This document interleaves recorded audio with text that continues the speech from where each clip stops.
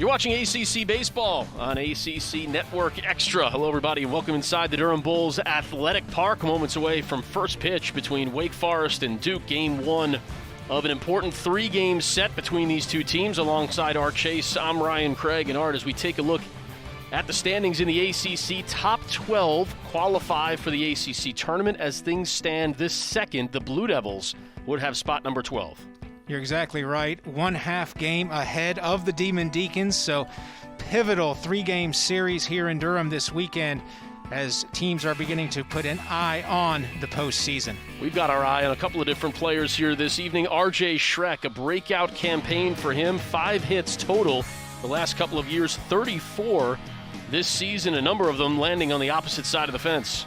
Schreck has evolved into Duke's most dangerous hitter thus far here in 2021, batting a team best .327. Speaking of dangerous hitters, Brock Wilken can be described, I don't know, how many synonyms can you think for dangerous? 10 home runs on the season as a freshman, tied for the most for first-year players in the country. Really looking forward to watching this rookie play this weekend. The freshman out of Florida, you mentioned the 10 home runs. Just 26 runs batted in, .314 batting average, and to come in and play right away as a true freshman and have these type of numbers is just really, really impressive. On the hill for the Duke Blue Devils and delivering the first pitch for a strike is Richard Brereton. Art, making his first start as a Blue Devil, the graduate transfer. It's his 6th appearance on the season, but the first time he's thrown the first pitch of the game. Just 6 1/3 innings on the season, but you can tell that he's earned the trust from the coaching staff. Obviously, Henry Williams unable to go this weekend due to some arm soreness, and so Brereton gets the call on Friday night of a pivotal 3-game series with Wake Forest. And there you see the numbers, the 22 career starts at Emory University in Atlanta. So I love the fact that he's accepted the ball. He said, let's go, let's play Wake Forest in this big series. And off and running, obviously, ahead 0-2, and now 1 ball, 2 strikes. Yeah, ahead of the first hitter, Lucas Costello, to lead things off for Coach Tom Walter in his 12th season in the dugout for Wake Forest. There you see the rest of the lineup. Powerful Wake Forest lineup. The 1-2 pitch in there for called strike 3. Can't ask for a better start from Brereton. And that's crucial for Brereton. Obviously he's a seasoned veteran, 5th year of college baseball, but really first time on this stage as a starting pitcher. So to get ahead, which is going to be critical all night long for as long as he's in there, but to come up with a backwards K on the opening batter, you could not ask for a better start for this graduate transfer. See, you're reading my score sheet. Got the backwards K out there already as Brereton deals with Michael Turconi. And another first pitch strike for Brereton. We take a look at the defense in behind the graduate transfer. We talked about RJ Schreck. He's in left. Joey Loperfido has played in the infield and the outfield as a Blue Devil. Great to see Chase Cheek back out there and pretty darn close to, if not 100%, after a number of surgeries to repair a knee injury out there in right field. Chase Cheek, you've seen it throughout his career, an explosive athlete, a young man who can run, he can barrel up the baseball, and he can play defense. So a multiple tool individual, but as you mentioned, great to see him out there and hopefully as close to 100% healthy as he's been during his tenure in Durham. Once again, 1-2. Brereton working against Turconi, batting .247 on the season. Turconi, the only batter in the lineup for Wake Forest that does not have a home run on the season. But Coach Tom Walter says he's the best ball striker on the team. Here's the 1-2, high and away, 2-2. It'll be interesting to watch this battery, Brereton and Rothenberg, work. Obviously, they haven't had a whole lot of time together, being that Brereton just transferred into Duke this year, but a couple of veterans, and that's one thing that could pay dividends as this game unfolds. Here's a look at Rothenberg in behind the dish. 2-2, just misses. First full count of the evening. That one didn't miss by a whole lot. Home plate umpire Danny Collins, Tony Carilli down the first base line, Brandon Henson at second, David Pritchett at third. Here is the 3-2. Cut on and miss. Gets away from Rothenberg, though, and the runner will be safe at first. Unfortunate there for Brereton. Nice hustle from Turconi. That'll go down as a strikeout, but then reaching base. And that one just gets through the wickets. You wonder if Rothenberg was crossed up there. I don't know. He looked like he just, mishandled the pitch, and as you said, got through the 5-hole and heads up base running by Turconi to take off and reach first base, but it does go down as a strikeout in the books. And my guess is a passed ball. It looked to be very catchable by the catcher, but we'll await official word. So with a runner at first, Brereton deals to Wilkin and falls behind for the first time, 1-0. We talked already a little bit about Wilkin. Tops among freshmen in the ACC in slugging percentage at a couple of ticks below 700. The 1-0, sky high. Drifting back, drifting in. It'll be Schreck who makes the play, and there are 2 outs here in the top of the first. You wonder, as Wake Forest walked into the park today and they look up at the blue monster at the Durham Bulls Athletic Park, and especially right-handed batters like Wilkin taking a big cut, just trying to get the ball up in the jet stream and see what happens. Could have a lot of baseballs banging off the wall this weekend and obviously potentially clearing the fence. Bit unfortunate for Brereton to still be pitching after technically retiring the first 3 hitters, but instead Bobby Seymour and his .245 batting average, half a dozen home runs on the season, steps in to face Brereton.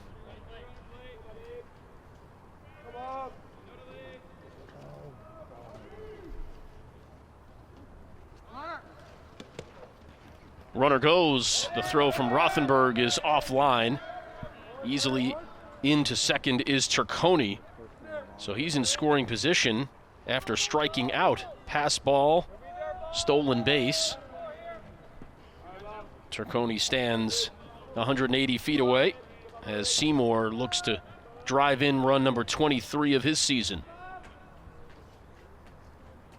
Was officially a pass ball, by the way.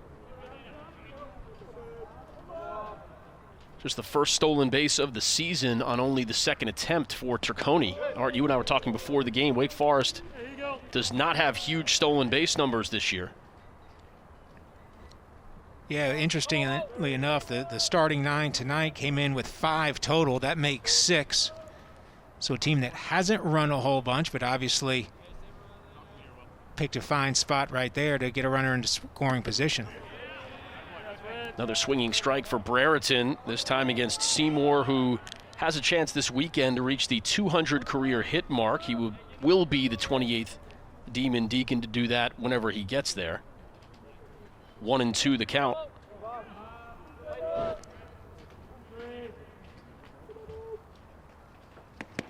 Off speed, Brereton. A clean first inning, works around a passed ball and a stolen base. Blue Devil offense to the plate when we come back for the bottom of the first here on ACC. Ryan Cusick to take the hill for Wake Forest, throws absolute gas. 101-mile-an-hour fastball, fastest in the country this year. First-round stuff, no doubt about it. Really impressive young man here. You see he was a draft coming out of a high school.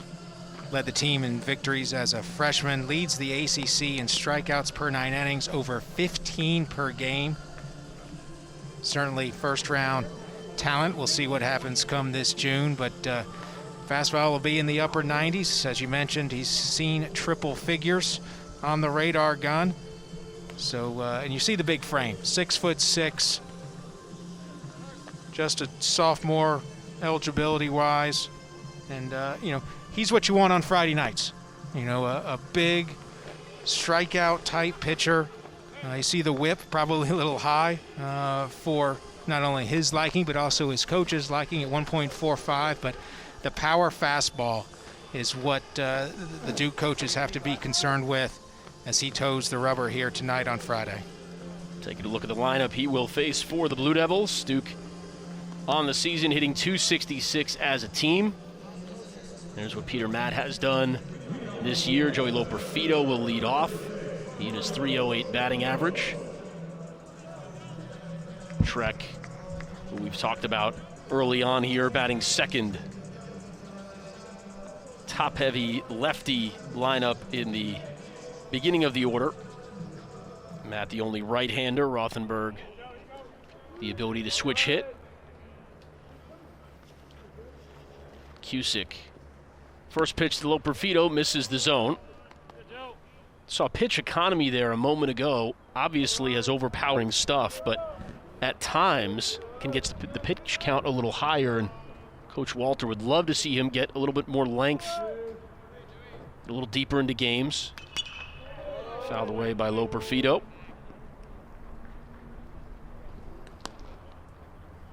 It'll be interesting to watch how the Blue Devil lineup attacks the fastball. This group is an aggressive hitting unit under head coach Chris Pollard.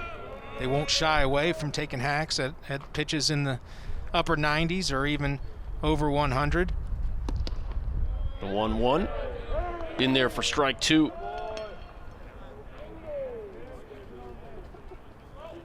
Early on, evident that the pitchers are going to get the low strike calls. We'll see if that continues. One for each starter thus far. Off speed, Loperfido chases that one. One up, one down for Cusick. His first strikeout of the game comes on his first batter, a guy that's had double-digit strikeouts in 6 of his last 10 starts.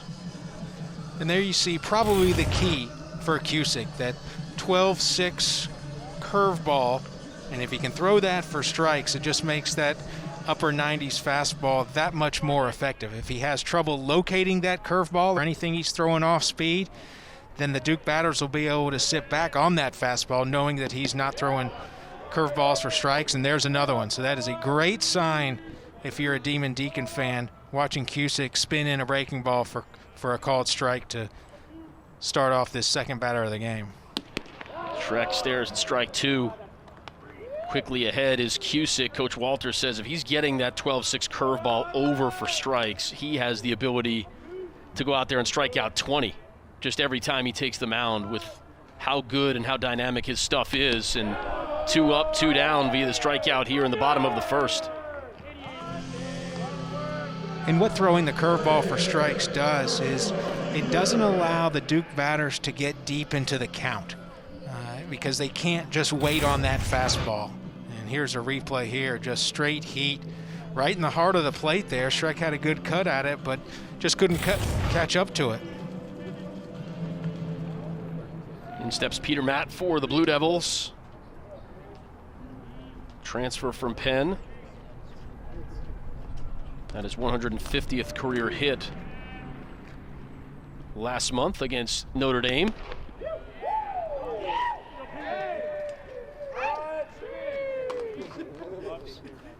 And Matt takes ball one.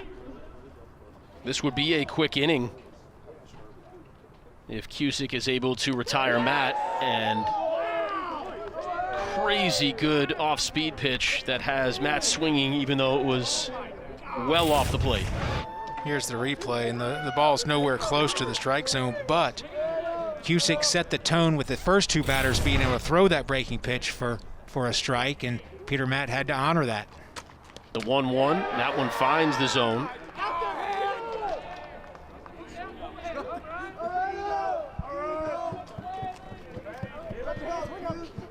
We've already had 5 strikeouts here in the first inning. 3 from Brereton. Cusick trying to match that number here in the bottom of the first. Just misses off the inside corner that time. 2-2. Pretty good job there by Muntz to try and frame that one on the inside corner, but to no avail.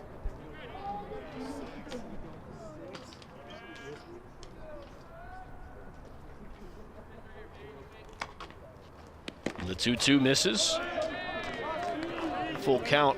Good at bat here from Matt after swinging at that pitch well off the plate, has composed himself nicely. Interesting on that 2-2 pitch. Cusick got an off-speed sign from Muntz, but shook that off and wanted the fastball and couldn't find the zone.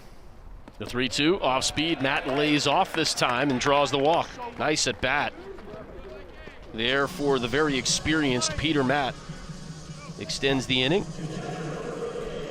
And allows Michael Rothenberg to step to the plate. Certainly great patience by Matt and great pitch recognition. That's not really easy with a guy throwing in the upper 90s, but he got deep in the count that he saw enough pitches, he saw enough fastballs, he saw enough breaking pitches to get a good read and made the correct one there on the 3-2 offering. And the Blue Devils have their first base runner of the night. Rothenberg, first pitch swinging, skies that one to center. Costello is there for the Demon Deacons, catches that one in the heel of the glove and clutched it a couple extra times, has a smile on his way back to the dugout. Scoreless through one here at the DBAP Brereton. Back to the mound on the other side of the break here in Game 1.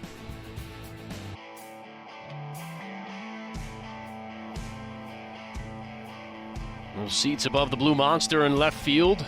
Great ones to have for what should be an entertaining series between Duke and Wake Forest. Richard Brereton back out for another inning of work. Came into the game with 10 strikeouts on the season.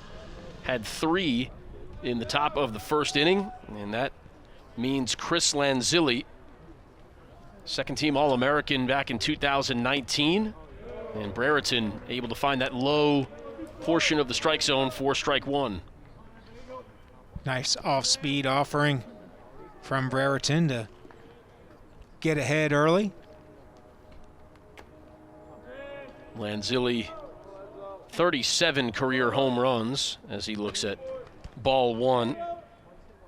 Now in 10th place all-time at Wake Forest.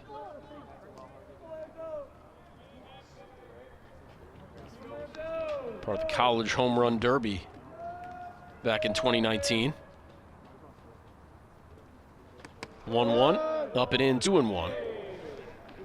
Best note about Lanzilli is he is the self-proclaimed team champion at NHL 20, popular video game. Is it bad that I remember playing NHL 95? That's not good, right? That can't be a good thing. I would say that is unfortunate for you. Grounder to short, and that one scoots by Murray and ends up in center field. See how that one is ruled. I imagine it'll be a hit, and if so, it's the first for either club here in Game 1.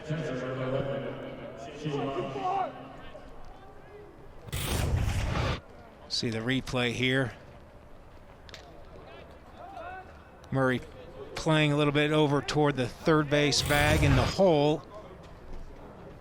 Couldn't range to his left to make the play, so a base hit for Lanzilli. Brings up Shane Muntz. Takes ball one.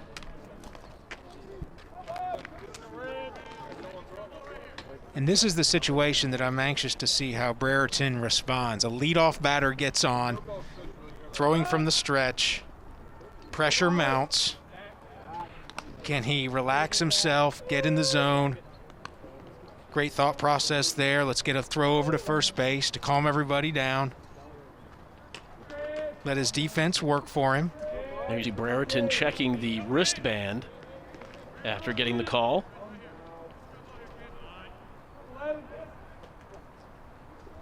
Muntz, another guy. Nice block by Rothenberg. Another guy in this Wake Forest lineup with big-time power on the season. Half a dozen home runs. The Demon Deacons have hit 40 in 26 games this year. As you take a look at Lanzilli. Another check on him. Lanzilli sporting the ever popular base running mitten.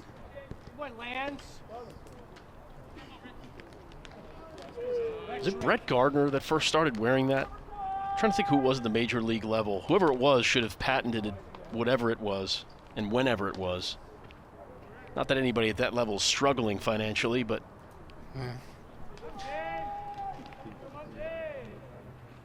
the 2-0 fouled away by Muntz. Nice pitch location there for Brereton, falling behind, 2 balls and no strikes. Muntz expecting fastball, got a fastball, but it was on the inner half of the plate, a little bit up in the zone. Probably would have been a strike had Muntz not swung and fouled it off. The 2-1 way inside. Muntz able to get out of the way, but it's a 3-ball, 1-strike count, as Brereton certainly having to deal with some adversity here for the first time in the evening.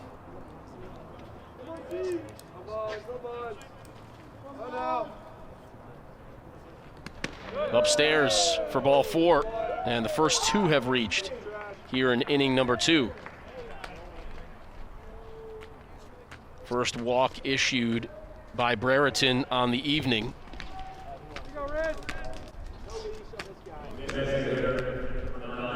And now the situation puts the Demon Deacons literally on the offensive. First and second, nobody out. Your ace, power pitcher on the mound.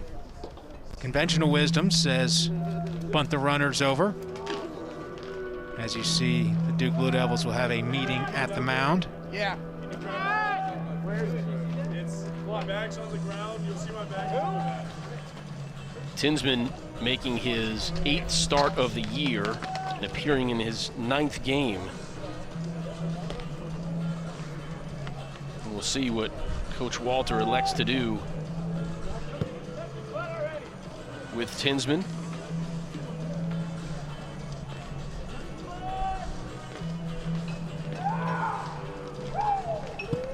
Pitching coach Chris Gordon. First year as Duke's pitching coach, 4th season on the staff. Mound visit to settle his graduate transfer right-hander down, make sure the infield's all on the same page. This Duke defense is very good when they're locked in and focused. They've had some inconsistent play over the course of the first half of the season as Brereton responds with a called strike with a fastball in the inner half of the plate. No sign of a bunt from Tinsman. The Demon Deacons on the season only have 3. Tinsman, a couple of home runs in limited at-bats this year, 7 for 27 on the season. Off speed misses from Brereton, 1-1. So Siri waits on deck. Here's Bennett in behind him, and then back to the top of the order with Costello.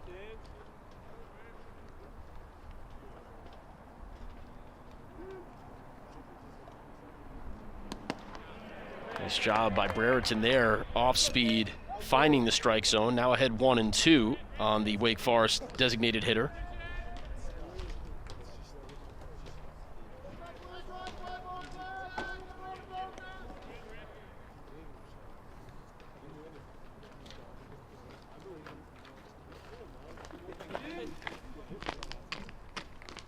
The 1-2, Rothenberg throws in behind Muntz.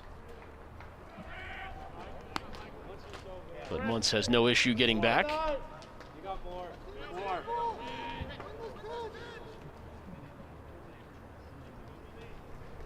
Brereton pitched 2 innings the other night against Campbell. Gave up 5 hits and 3 earned runs. Before that, his last appearance was March 7th against Pittsburgh.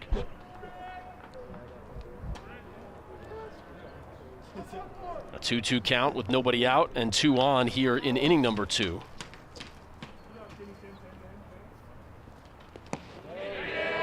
Did Tinsman hold up? He did not.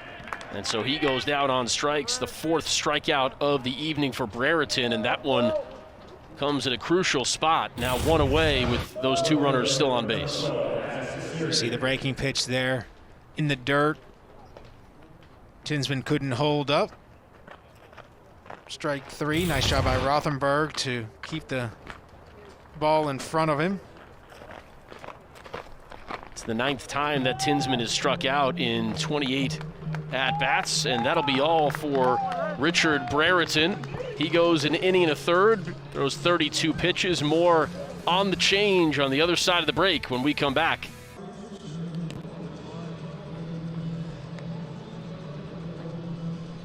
Josh Allen takes the place of Richard Brereton. For Allen, his 14th appearance of the season, second most on the team, only behind Marcus Johnson. Allen 2-1 on the season. There you see the ERA a bit over 5, just over 14 innings pitched, 9 strikeouts to 2 walks. Opponents hitting .290 off of the freshman from the Sunshine State. 3-pitch mix for Allen, fastball, slider, and change. He'll get the fastball into the upper 80s. Freshman left-hander, as you mentioned, out of Florida. Athletic family. Sister's a soccer player at Vanderbilt.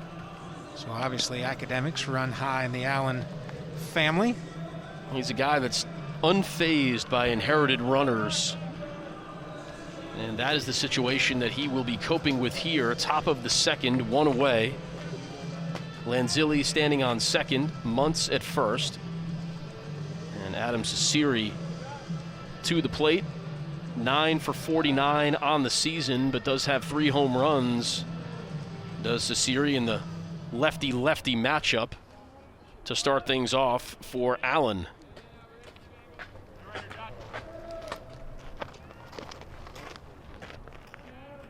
Different look out of the gate here for the Demon Deacons. Righty giving way to a lefty, although Cecere never faced Brereton. Allen finds the strike zone. Ahead in the count, 0-1.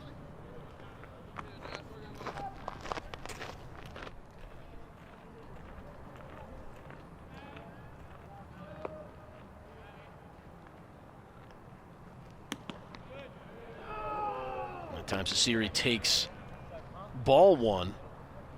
A little below the belt. There's a look at Shane Muntz and then Chris Lanzilli.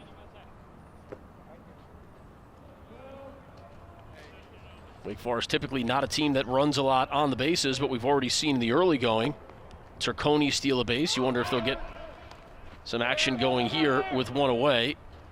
A check on Lanzilli at second, but back in plenty of time.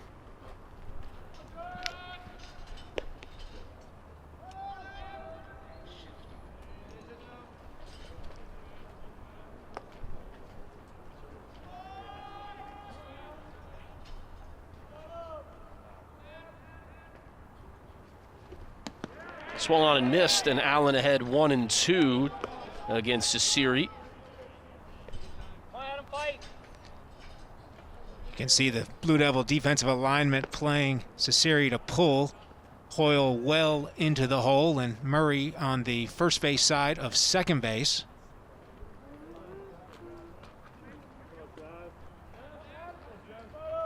And the 1-2 pitch. Allen goes off speed for the strikeout.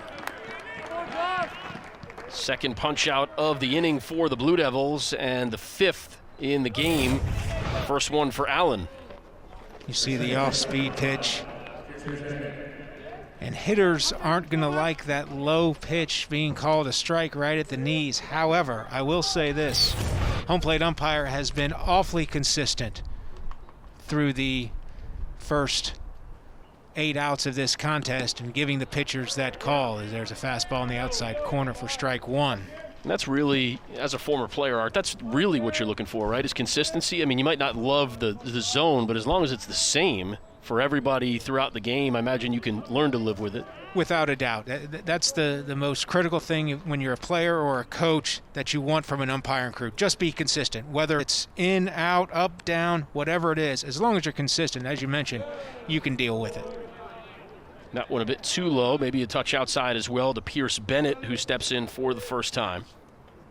Bennett 15 for 75 on the season with 6 extra base hits and 7 runs batted in. Works with a couple of runners on here in the top of the second.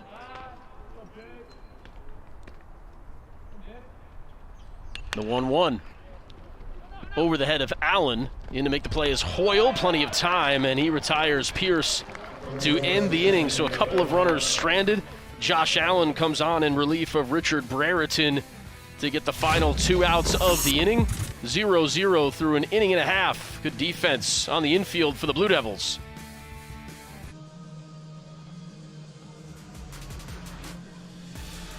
Chase Cheek, Erickson Nichols, Ethan Murray, the 3 due up for Duke here in the bottom of the second. Scoreless game 1.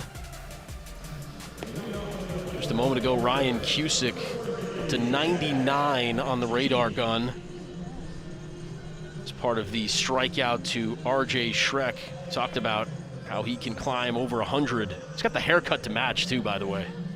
Yeah, I hope we can get a shot of Cusick without his hat on, just so we can get the full effect. Get the wild thing going. It looks great with the hat on, but I'm anxious to see it with the hat off for the full effect.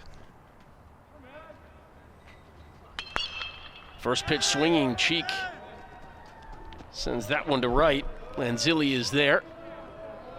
And there's one away for the Blue Devils. First really hard hit baseball of the evening, though, for Duke. Ryan, we talked about it in the first inning. Blue Devil batter's going to be aggressive. That's back-to-back first pitch swinging instances. Rothenberg, of course, flew out to center to end the first. Chase Cheek wasting no time, taking a hack to open up the second frame. Brings up Erickson Nichols. Nichols hitting .283 on the season. Takes strike 1. And it's a double-edged sword. If you're in the Blue Devil lineup, you want to take some pitches to get a feel. You also want to take some pitches to run deep counts to get Cusick maybe a little bit tired as we get into the middle or late innings. But you also don't want to wait around and have to see that 12-6 curveball that he's already shown that he can throw for strikes. And there you see him throw another heater in there to get ahead. No balls and 2 strikes. Do not envy Erickson Nichols in this spot here. 0-2 the count. Cusick goes off speed, and that's called strike 3. Nasty stuff from Cusick, and quickly 2 away. Already the 3rd strikeout through an inning and 2/3. And Cusick just pitching forward is what we would call that. Fastball, curveball, all for strikes. And Erickson Nichols takes a seat on the bench. In steps Ethan Murray, 28 hits on the season, batting .264. Way upstairs with the breaking pitch, 1-0. I've always thought, too, just a little bit of inaccuracy from a pitcher like Cusick, not the worst thing in the world. Gives guys another thing to think about when you're up in the batter's box. No question. When you've got a guy throwing as hard as he does, and he is a little bit outside of the zone, it makes a batter uncomfortable. There's no question about it. 1-1. That breaking pitch misses as well. 2-1. Kind of reminds me, Randy Johnson back in the day was effectively wild. I mean, he just flat out intimidated people. And there was a degree of fear when you stepped in the batter's box against a guy with 98, 99 mile an hour fastball and crazy good off-speed stuff.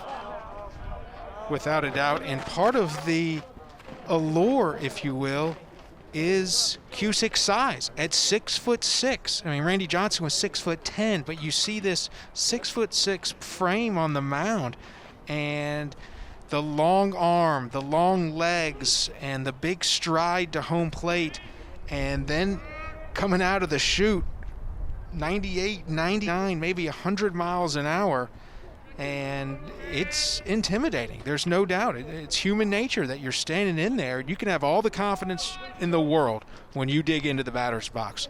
But when you have a big, hard-throwing, in this case, right-handed pitcher, it can mess with you a little bit. The 2-2 to Murray. Now 3-2. Second full count of the game against Cusick. And here you see the extension.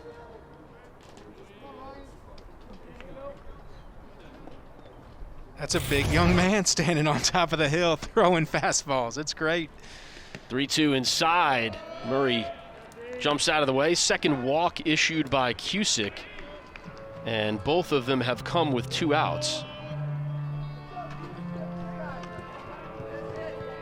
Murray 3 for 5 in stolen base attempts on the season. Contrast in style. Duke 34 for 42 stolen bases this year.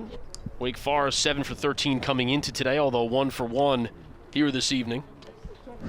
And here's where Coach Pollard in the Blue Devil dugout has to make a decision, try and take advantage of an opportunity to put a man in scoring position with 2 outs. Bottom of the lineup here hitting with Knight.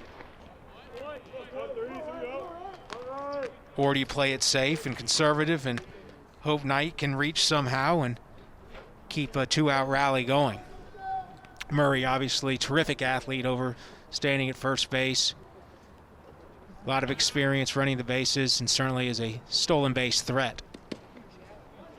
2-0 now as Cusick momentarily has lost the zone, and you wonder if Knight will force him to throw a strike before taking the bat off the shoulder. You would think so. Chad Knight seeing Cusick for the first time in his career.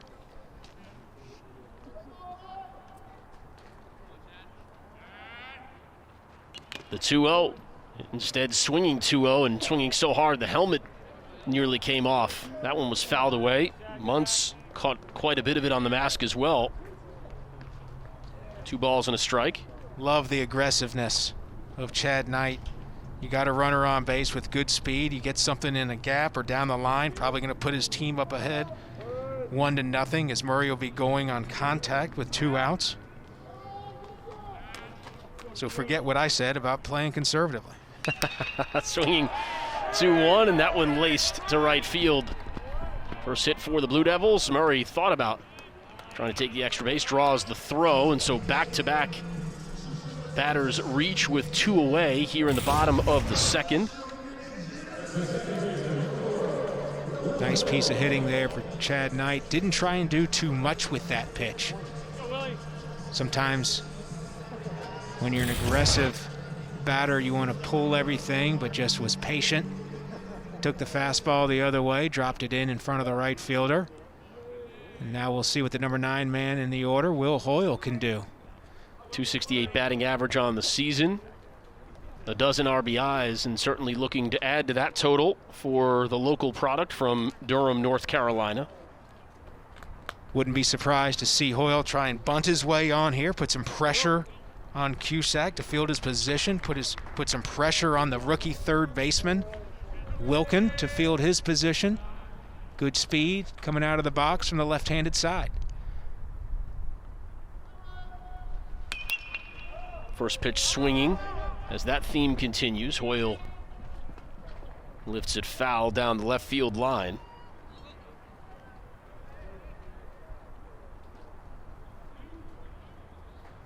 We just saw an exchange of a low 5 between the Wake Forest shortstop, Turconi, and looked like Rudy Maxwell down in the Duke bullpen. Don't know if they long lost friends, seen each other for the first time, but don't see that every day. A little bit of camaraderie here. Still early. Once the series, get into the teeth of the series, we won't see too many inter-squad low 5s. Hoyle takes ball 1. 1 ball, 1 strike as he tries to pass the baton to Loperfido at the top of the order for Duke.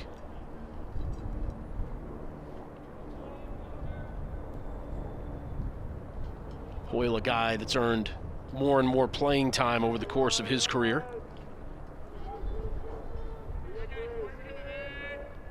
Cusick deals the 1-1, goes to that breaking pitch, this time misses, 2 balls and a strike.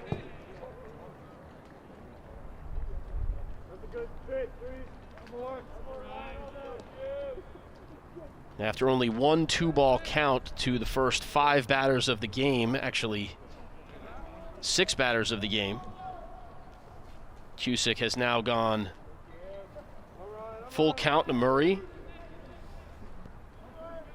Knight with a single on a 2-1 pitch, and now 2-1 to Hoyle. Fouls that one off, and that'll even the count.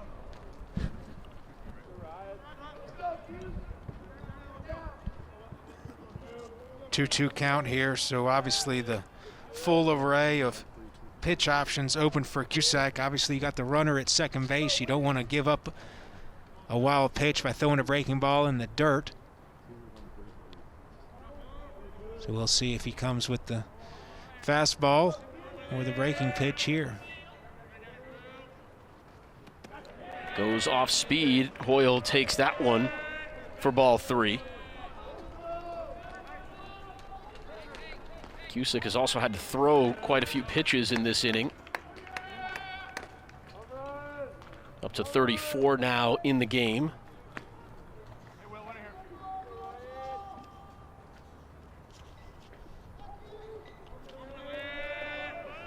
Murray at second, Knight at first. Hoyle at the plate, full count.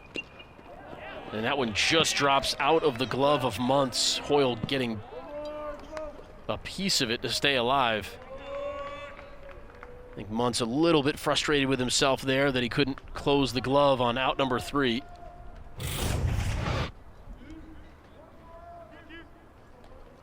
It was right there for the taking. We'll see if it comes back to haunt the Demon Deacons as Hoyle stays alive.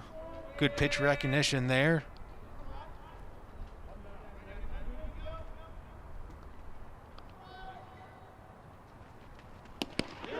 And then Cusick able to strike out Hoyle. Second strikeout of the inning. This one ends the inning. 4 Ks on the evening for Cusick. We're scoreless through 2 here in game 1.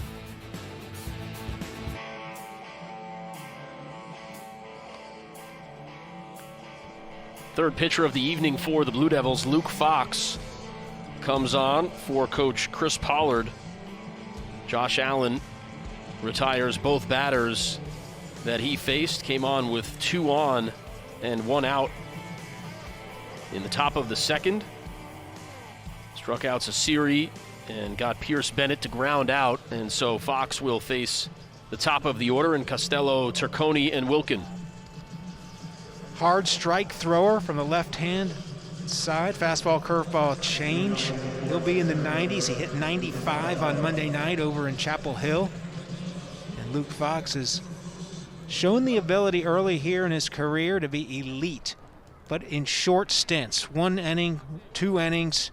Needs to figure out how he can extend himself, and that'll come with time and gaining experience, and we'll see how he does against the Deacons tonight. At least showing bunt that time was Costello, who struck out looking to lead off the game. Fox, a guy that Coach Pollard says has first-round stuff.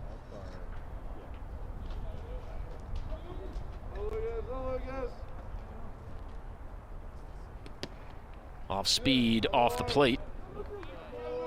Now 1-1. Fox from the land of the cheese, Wisconsin.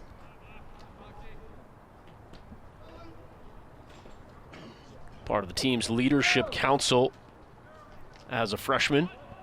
Costello leans out of the way of that one, and it's 2 balls and a strike. Again squaring to bunt.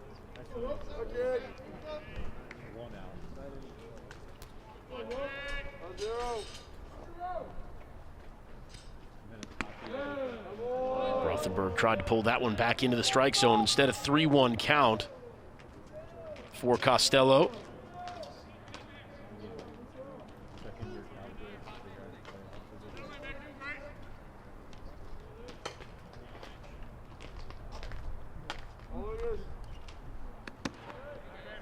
There's strike 2.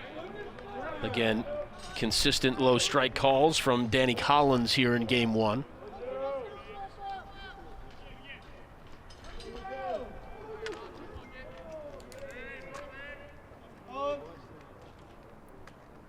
And the 3-2 fouled straight back as Costello had that one timed pretty well. Blue Devils shifting the infield, expecting Costello to pull, with Hoyle just about straight away center field in behind second base. Step or two toward the first base side. Another 3-2 from Fox. Lifted in the air in the direction of Cheek. Deals with the sun, and there's one away.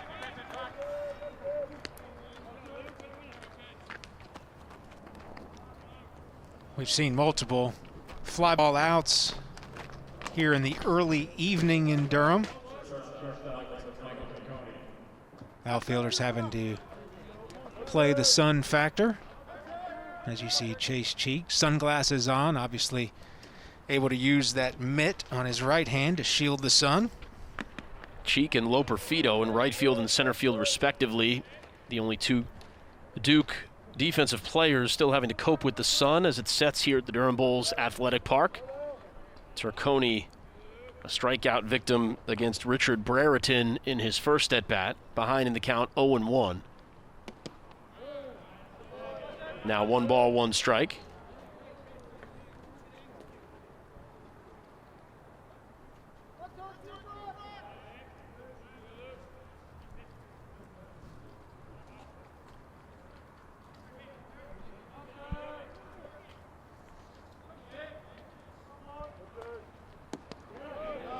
Now speed pitch offered at by Turconi, but he was able to hold up 2 balls and a strike. As Turconi hones in on career hit number 100 at 94 at this point. There you see Cheek out in right. And now strike 2. Nice job by Rothenberg to frame that one on the outside corner. Might have been a little bit under the knee, but again, as we've talked about all evening, consistency from the home plate umpire on those low pitches. The 2-2 off speed.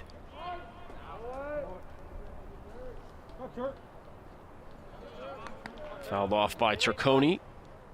Will stay alive in the at-bat. How long did it take you to adjust to an umpire's strike zone? Is that something that took you an at-bat or 2 or just a couple of pitches? How long did it typically take you? I'm still trying to figure it out. The problem with, we'll wait till after this pitch here. Hoyle. No, Murray, excuse me. Perfectly positioned on the shift, and there's 2 away. The problem with adjusting to an umpire when you're a player is you always think you're getting the short end of the stick if a call doesn't go your way. And so it's more difficult for young players to figure that out. And so when you are a young player, you have to have really great leadership, whether that's in the dugout with your coaching staff or older players, to say, hey, you got to figure it out. And it becomes more second nature when you get older into your career to be able to say, get in that first at-bat, see a couple pitches. And quite honestly, Ryan, the biggest thing you can do to adapt is watch from the dugout. What's happening to the other batters on both sides? And you've got to accumulate that knowledge and put it in the back of your head and say, okay, this is the way it's going to be.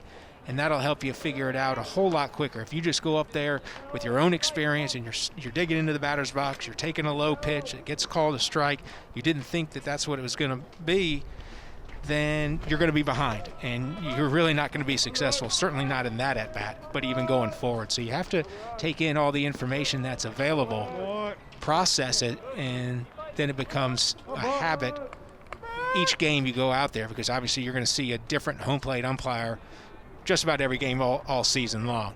You may get some repeats, once you get into conference play. So it's definitely an at-bat, but you can speed that process up by really paying attention and being focused. The 1-2 in there for called strike 3. Wilkin is retired for the second time in as many at-bats. Fox comes on 3 up, 3 down as we head to the bottom of the third. Blue Devils trying to solve Cusick here on ACC Network Extra. Ryan Cusick, a couple of strikeouts in each of the first 2 innings, reaching 99 on the radar gun. And the righty at times has looked dominant. you see the line for the sophomore from Sudbury, Mass. And he'll deal with the top of the order, Loperfido, Schreck, and Peter Matt. 3 due up for Duke. If anybody reaches, Michael Rothenberg to bat fourth. Really have enjoyed watching Cusick pitch through 2 innings, and obviously he'll continue that. A command on the mound is the first thing that comes to mind when watching him. He's in control of himself. He's in control of his body. We've talked about that 6'6" frame and long limbs. There's that aggressive approach once again, and that one crossed up Costello just a bit, but able to recover. Loperfido, 1 pitch, 1 out here in the third. And there you see the continued aggressiveness of the Duke batters against Cusick. Third different batter to be retired on the first pitch. Rothenberg, first pitch swinging. That was the 3rd out of the first inning. Chase Cheek, a line drive to right to begin inning number 2. And then that line drive to center off the bat of Loperfido. Brings up R.J. Schreck, who struck out, as we showed you just a moment ago, back in inning number 1. An interesting part of Cusick's delivery is he takes the ball out of the mitt and he seems to put it back in just for a moment before the delivery. Soft roller to first base from Schreck, and that'll be the 2nd out of the inning. Seymour makes that play. 2 away here quickly. 3 pitches, 2 outs, just what the doctor ordered for Cusick. Peter Matt drew one of the 2 walks that Cusick has issued back in inning number 1. Thought that was just a really good at-bat from Matt, swinging at that breaking pitch that wasn't even close, and then able to really buckle down in that same at-bat and make the adjustment, earn the base on balls. Without a doubt, and showed his experience. He's a veteran, you know, playing 5th year of college baseball, as he's seen a lot of pitches during his time as a collegian. As Cusick gets maybe a generous call on the outside corner. Yeah, we've seen that low strike quite a bit here this evening, but that one maybe a wide strike. Now 0-2. Cusick ahead of Matt.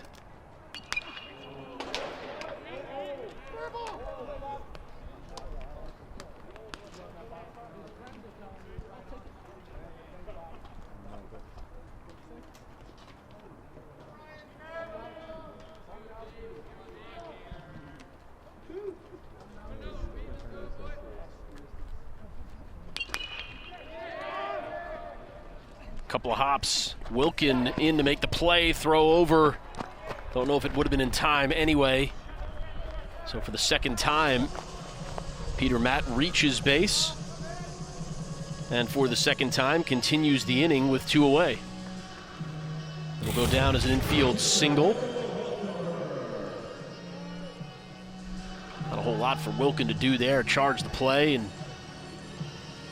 I think Matt is maybe out if Seymour makes the catch. Would have been very, very close.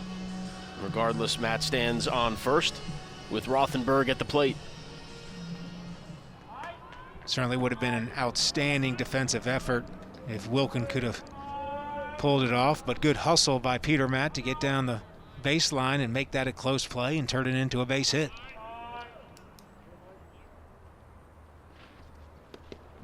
Rothenberg takes ball 1, so Peter Matt at different times has looked overwhelmed in his first 2 at-bats, and yet, like you said, the veteran finds his way on both times.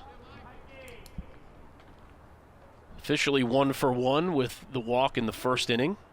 Rothenberg, who flew out to center to end inning number 1, stands in ahead in the count, now 2-0.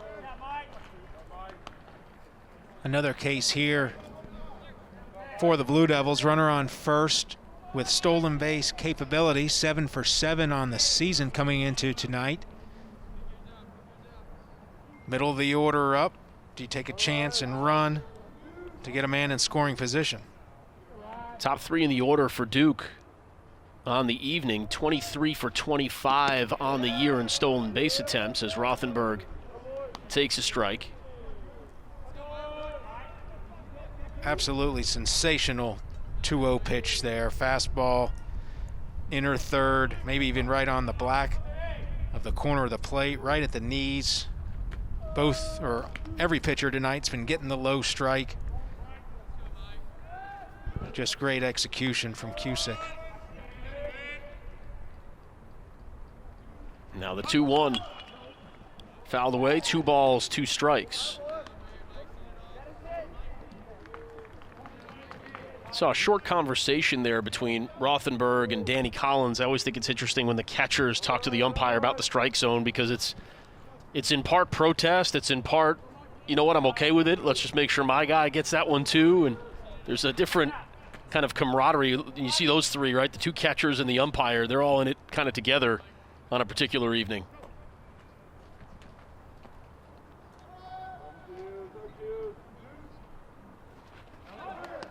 Way upstairs on the 2-2. Muntz doesn't know where it is. Matt running on the pitch. All the way to third base. Yeah, stolen base to second, and then the wild pitch, which should be credited to Cusick, will advance him all the way to third. There you see, running. That's a tough call. That's a tough call for the official score. Wild pitch versus pass ball. Muntz coming up out of his stance in a hurry, trying to make the exchange from mitt to hand to throw. What do we got? Called a pass ball. That's fair. You know, Muntz just got a little bit ahead of himself, trying to make that throw down to second. So the stolen base to second and the passed ball to third. Matt, you mentioned it, Art, now 8 for 8 on the season.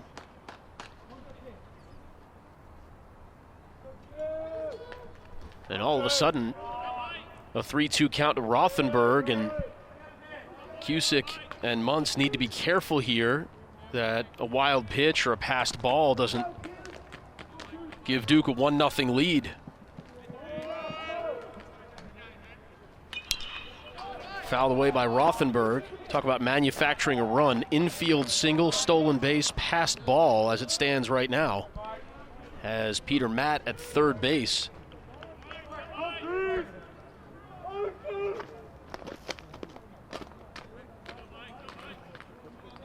Not insignificant. This will be the 51st pitch for Cusick here in the bottom of the third.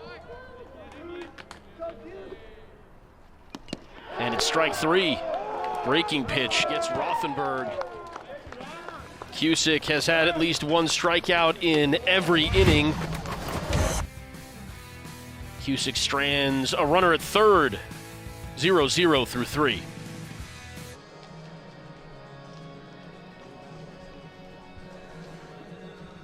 Luke Fox out for a second inning of work. Came on to pitch a 1-2-3 top of the third. Seymour, Lanzilli, and Muntz. The 3 due up for the Demon Deacons. Quite a few strikeouts in this game, 11 between the 2 pitching staffs out of the 18 outs that we have seen thus far in the game. In 2 different styles. Obviously, Cusick, the Wake Forest ace, going on Friday night as he should, and Duke, because of the injury to Henry Williams, having to go with Johnny Holstaff, and Fox being hurler number 3, and we sit here in the top half of the 4th inning. Seymour struck out to end the first. Big swing and a miss there here in his second plate appearance of the evening.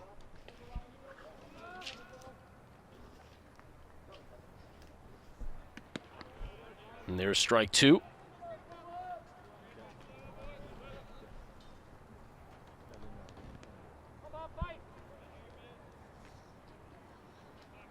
Seymour, 2019 ACC Player of the Year and first team All-American Fouls that 0-2 pitch away. Stays alive against Fox. Seymour led the country in RBIs that season with 92. Most in Division I since Buster Posey had 93 back in 2008. That is an absurd number of runs batted in. The 0-2. Cheek gives that one a good look, but it's going to be a leadoff single for Seymour here in the top of the fourth. Nice piece of hitting, two-strike approach, staying within himself. Just kind of caught one off the fists, but he's strong enough to muscle it out there. Second time the Demon Deacons have gotten a leadoff runner on. Lanzilli also singled to begin the top of the second, and he stands in now with Seymour at first base.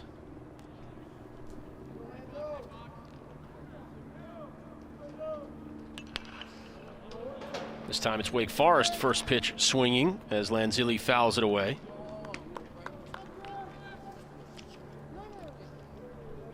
One of the captains of this team.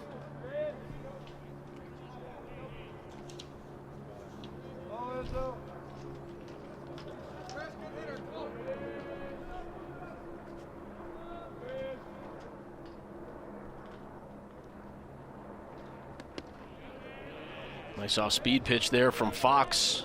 Now ahead in the count, 0-2.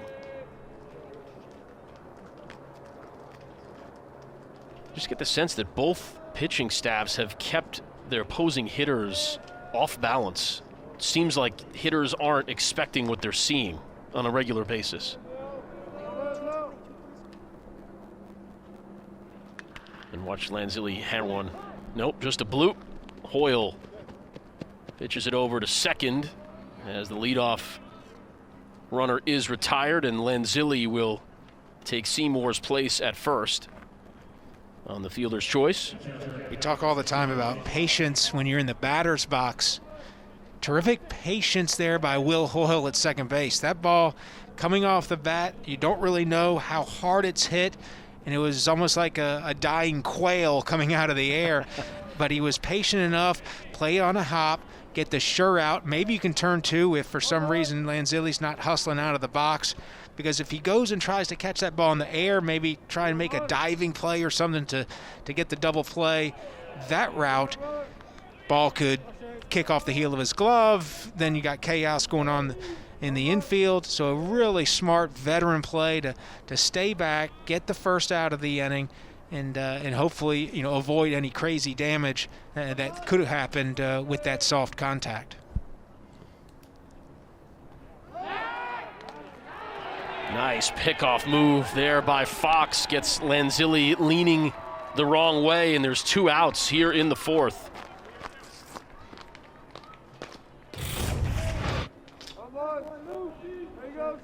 Just that half step at the weight distribution on that lead leg, and Lanzilli out by quite a bit there at first. It's a really nice pickoff move there, very polished for the freshman.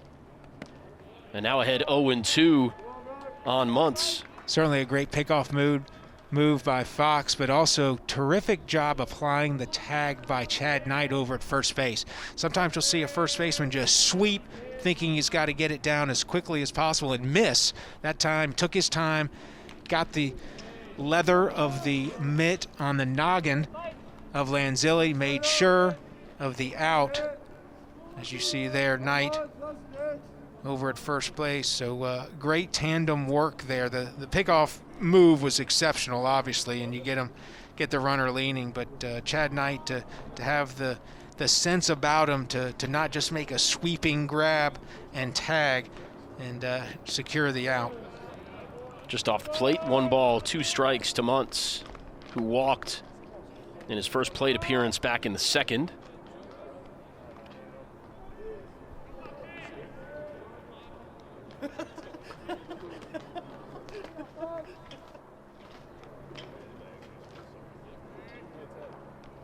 Now the 1-2. Another foul ball off the bat of the Wake Forest catcher.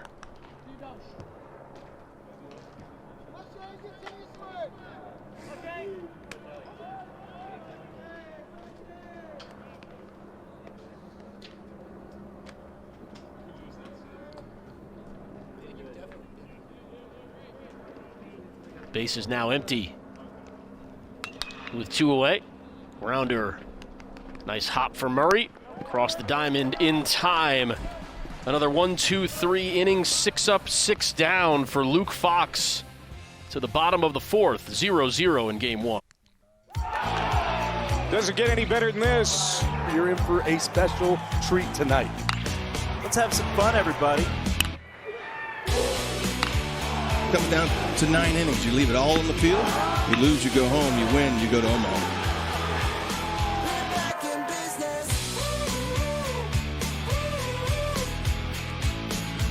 Here in Durham, North Carolina, both of these teams hoping that their season ends in Omaha.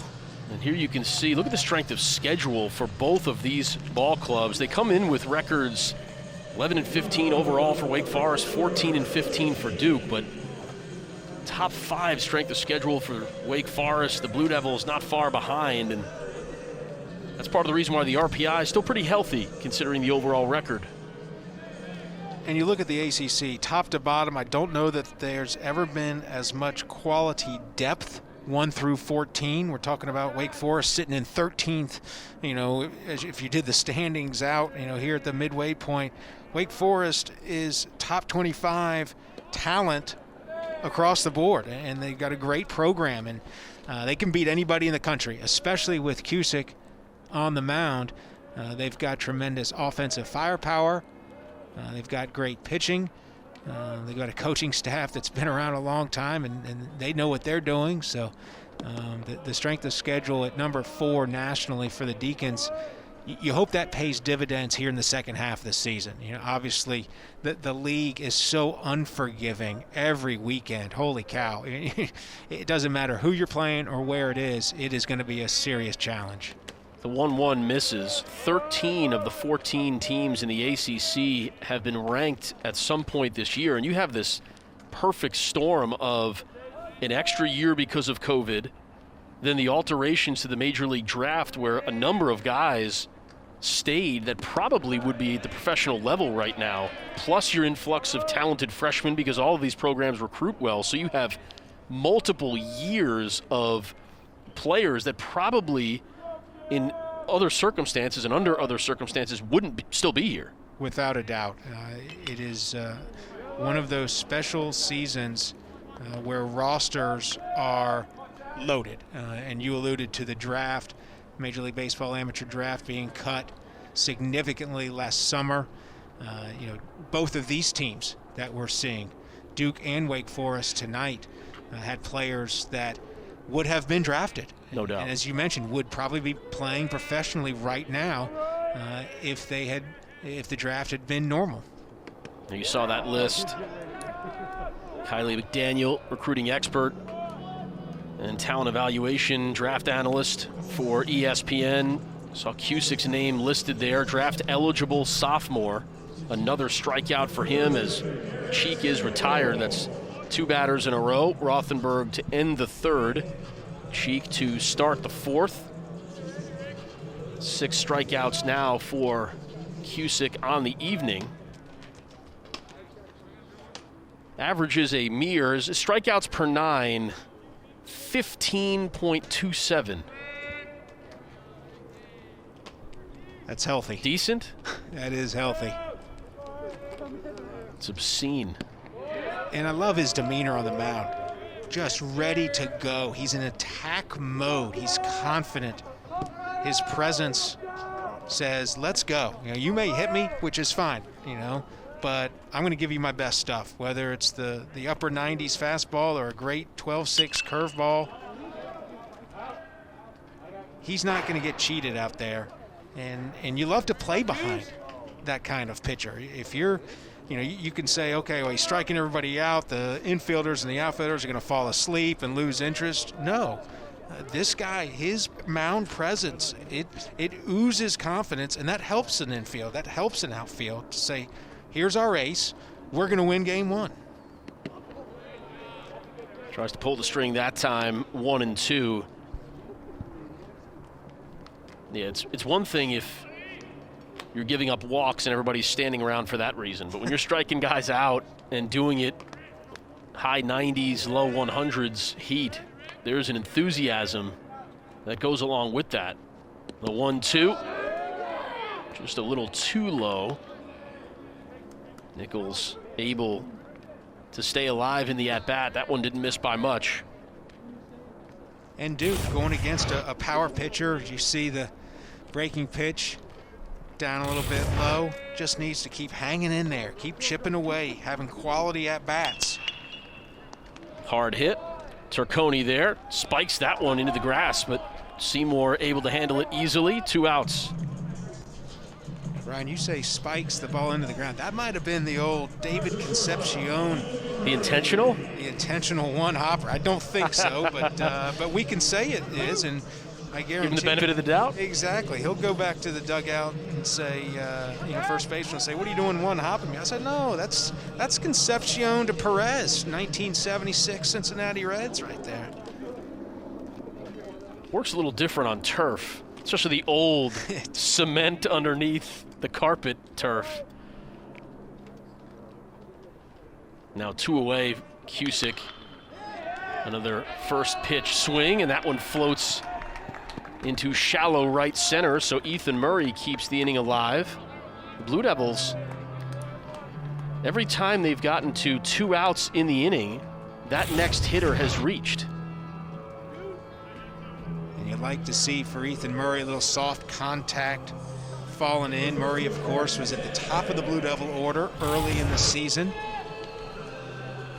Cusick has retired the first 2 hitters in every inning, and the 3rd hitter has reached. Matt walked in the first, Murray walked in the second, Matt singled in the 3rd, and now Murray singles in the 4th. That's what you call a trend. Brings up Chad Knight. We'll see if Duke incorporates the same aggressive base running as it did in the 3rd inning, sending Matt with 2 outs. He did not do so with Murray back in the 2nd. That one gets away from Muntz. Rolls all the way back in foul territory after hitting the bricks. So now Murray in scoring position with 2 away. That pitch up and inside, they're going to say that Knight did offer at the pitch, so it'll be strike 2. We'll see the replay here, and he certainly did. And Muntz for sure was not expecting that pitch. Clear that Knight went around. Also, to me, Art, clear that Muntz was thinking one thing was coming and something else arrived. You saw him duck his head out of the way. I mean, he really had no idea where that pitch was going to end up. And here's the problem with that. If you get crossed up, you don't want to miss and have the fastball coming at you. Yep. You would rather get crossed up the other way. And if it was a cross up, he was expecting a breaking pitch and got the heater. It might be good for all parties that pitch wasn't in the strike zone. We talked about the effectively Wild keeping the batters on their feet. Same thing for the catcher. If you don't know what's coming, it is a chore to catch somebody that throws like Cusick. Goes off speed and misses. 1 ball, 2 strikes tonight. Murray now standing at second base. It'll be called a stolen base by Murray.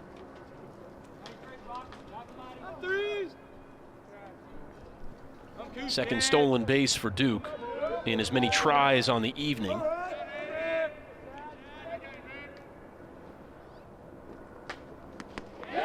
And then Knight swings at that offering, and it becomes out number 3 of the inning.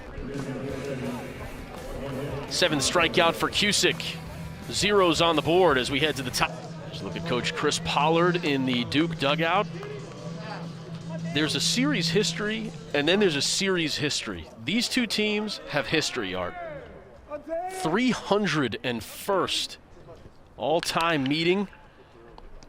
First pitch swinging for Tinsman, and there's 1 away here in the top of the 5th as Luke Fox works for a 3rd inning. And this is some of what you alluded to, Art. Can Fox give Duke some length here? Can they stretch him out while he still stays effective? That's been the key here, that delivery gets a little funky, according to Coach Chris Pollard, sometimes the longer he goes in games, but retires Tinsman right away to start the 5th.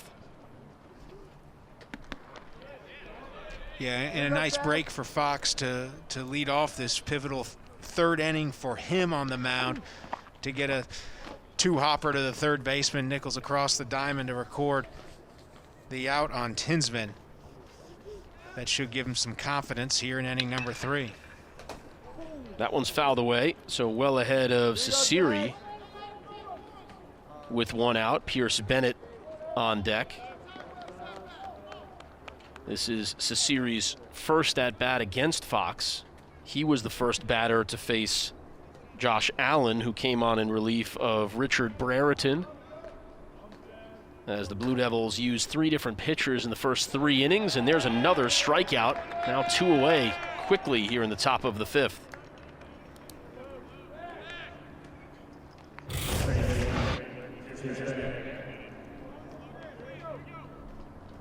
Seventh strikeout for the Blue Devil pitching staff.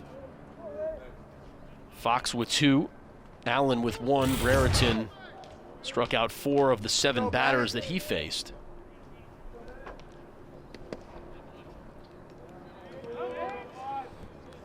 Bennett grounded out to second to end the 2nd. And he takes ball 1.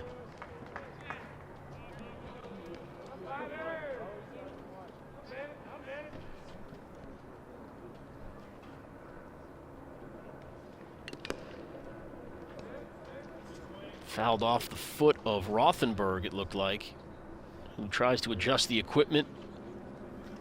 1-1 the count. Great heads-up play by home plate umpire Danny Collins to give Rothenberg some time, so he ran the ball out to Fox. Here you go, Benny. See the replay here, right off the shin guard. One of, how many unwritten rules would you say there are in baseball? 3,000? The umpire giving the catcher a couple extra seconds there, and another nice breaking ball strike, 1-2 to Bennett. Works both ways, too. The catcher will give the umpire a couple extra seconds if he catches a foul ball. And we talked about the catcher-umpire relationship, if you will.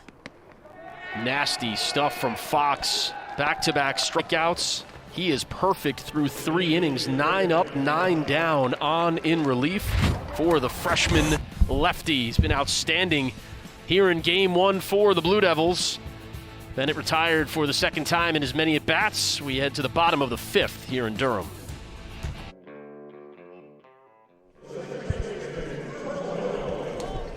No runs on 5 hits combined as we head to the bottom of the 5th. Need the scouting report on Cusick.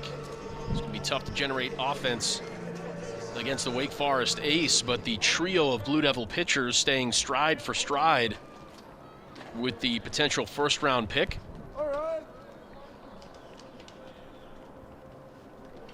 Will Hoyle to lead things off for Duke here in the bottom half of inning number 5, and he takes ball 1.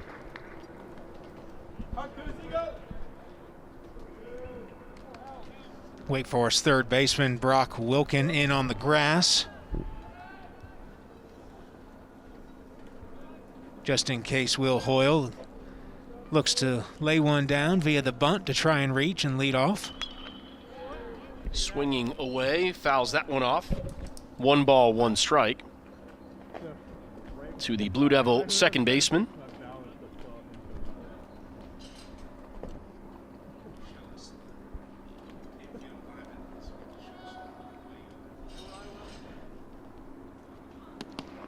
The 1-1 called strike 2.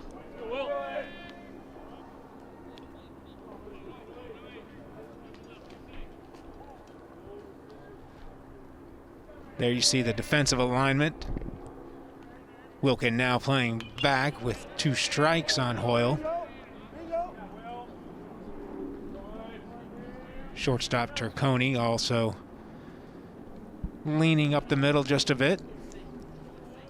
Hoyle struck out to end the second, but still a quality at-bat, saw 7 pitches.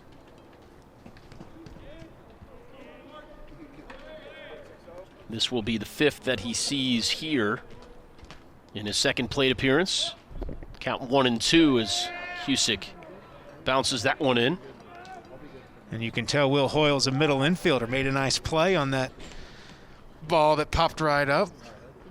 Pitch short hopped the catcher, Muntz, and Hoyle right there. Soft middle infield hands. Fouled away down the third baseline. So another quality at-bat for Hoyle in this game.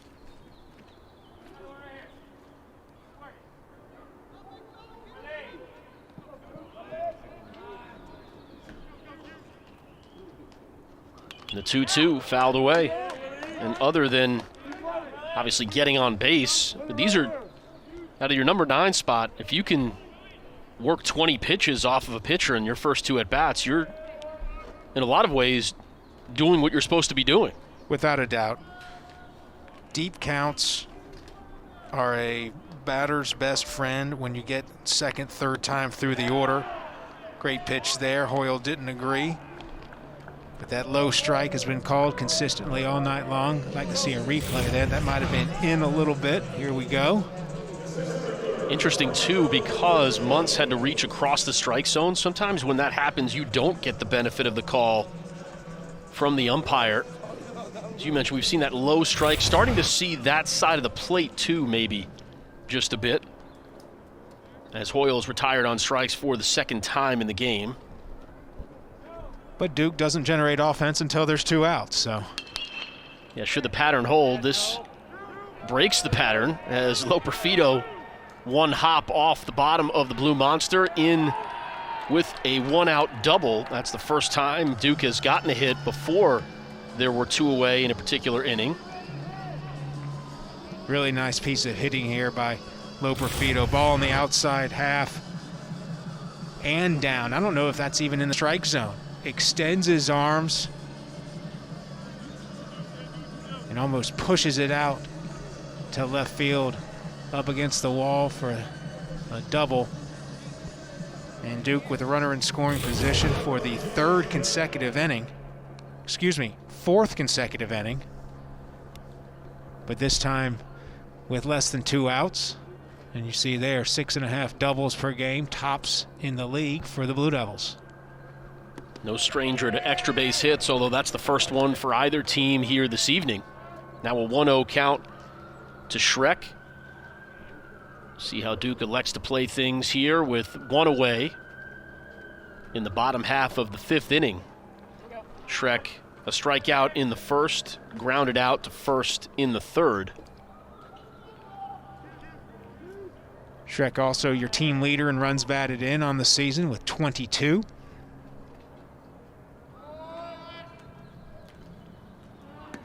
Schreck started the season a little further down in the order, batting 5th or 6th through the first couple of weeks, and when it became apparent that he was going to be Duke's most explosive offensive player, Coach Pollard bumped him up to the 2 spot.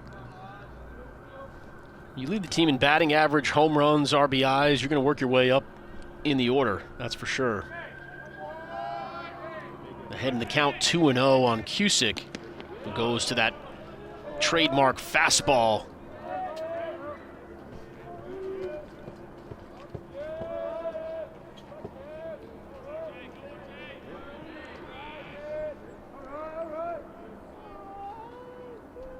A couple of deep breaths there from Schreck after seeing one come across the inside part of the plate in the upper 90s.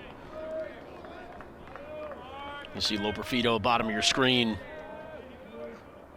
taking his lead off second. The 2-1 from Cusick misses, and it's 3 balls and a strike.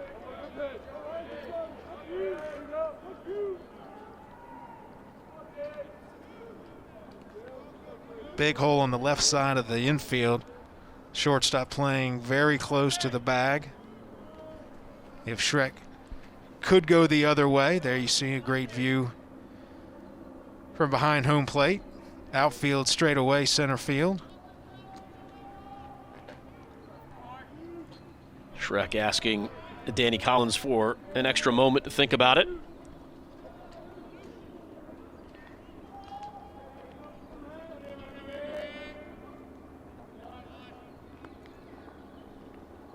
The 3-1 misses. Down low for ball 4. Third walk issued by Cusick on the evening. Now first and second with 1 away.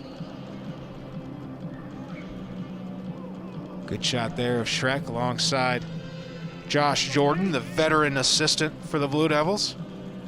Second time tonight, Duke has had 2 base runners on in a particular inning. They also did it back in the second before Will Hoyle struck out to end that frame. Here's Peter Matt, who has yet to be retired by Cusick. A walk in the first, infield single in the third. And now he will bat with runners at first and second and 1 away. Cusick up to 81 pitches on the evening. Nice job there by Munz to go out and settle the big right-hander down. First real pressure situation in terms of runners on base with less than 2 outs that Cusick has experienced tonight. And doing so with the number 3 man in the order presents a challenge. Breaking pitch to start off. Peter Matt in for a strike. Impressive stuff there from Cusick. Nobody warming in the Wake Forest bullpen.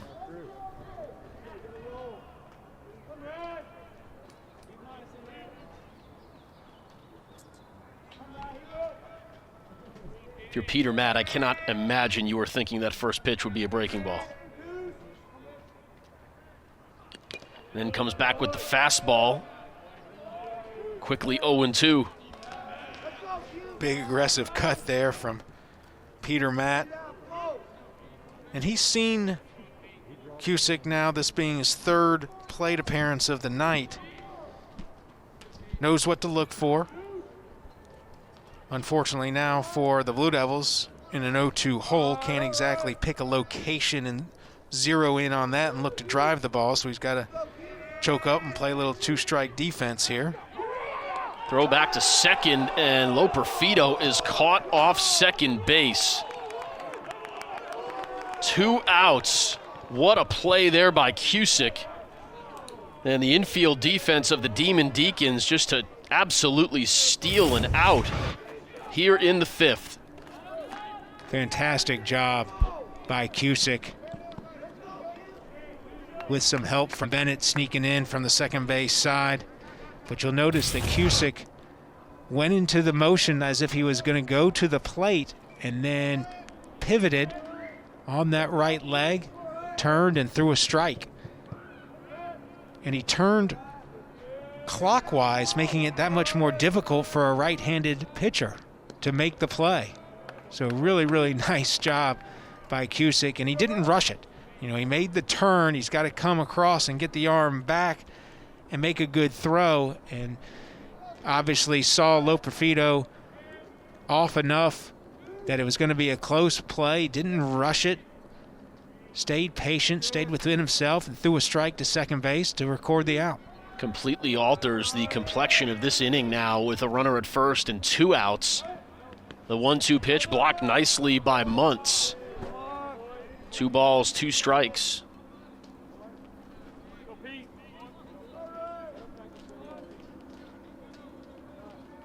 And what that second out does for Cusick, it really allows him to relax a little bit. First and second, 1 out.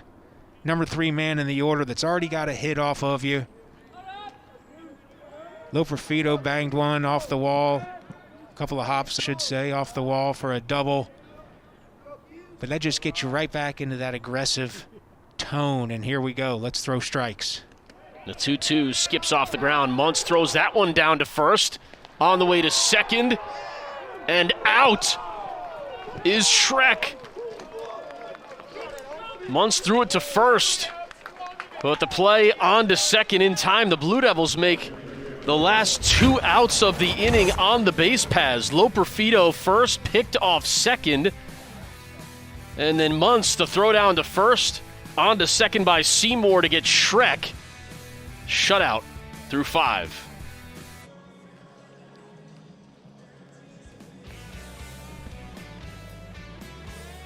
So the bottom of the 5th, the most promising inning for the Blue Devils offensively, ends in disappointment with a couple of base running errors.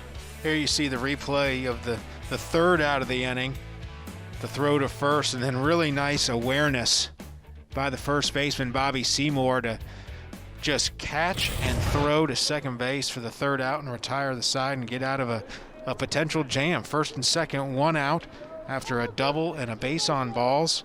And all of a sudden, Loperfido gets picked off second base. Shrek caught stealing, a little bit of around the horn, catcher to first. The throw then to the shortstop to make the play and record the out. Fox is absolutely rolling here ahead of Costello 0-2. Costello was the first batter that Fox faced back in the top of the 3rd.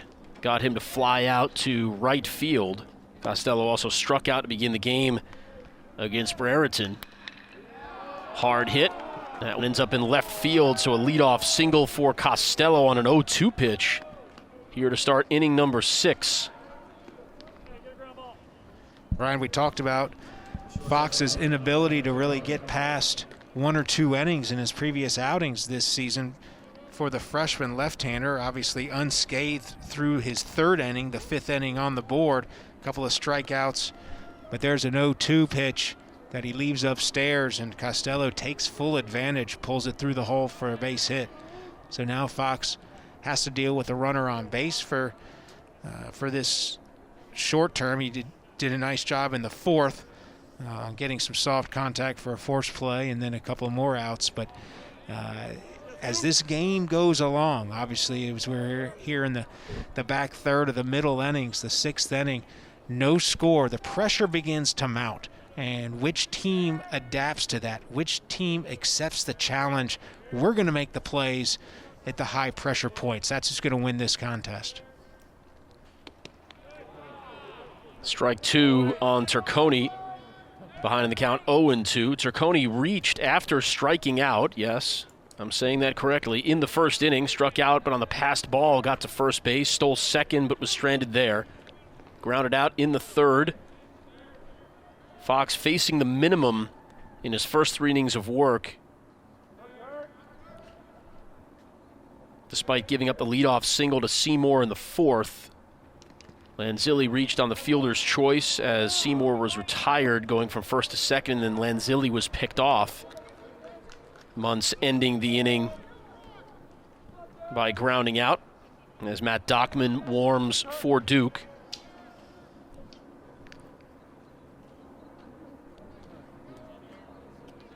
Interesting strategy here for the Demon Deacons, not electing to bunt the runner over in a scoreless game in the 6th, but Wake Forest just 3 sacrifice hits all season long, so not really part of their DNA in terms of offensive baseball.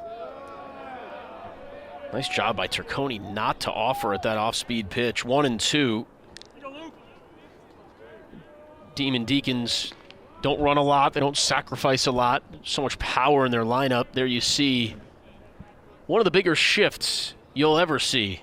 And if there was ever a time to bunt, here it is. Obviously, you don't want to take the risk with two strikes. But a very dramatic shift. Nice pitch. Breaking ball gets Turconi down swinging for the 2nd time in the evening. 1 away here in the top of the 6th. Here you see the breaking pitch that completely handcuffs the batter. And Fox responds. Gave up the 0-2 single on a hard hit ball through the hole to Costello. But he comes back, focuses in, gets on the same page with Rothenberg and records a strikeout. Brings up Brock Wilkin.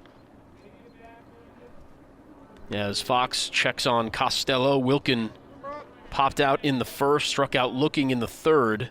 That was against Fox.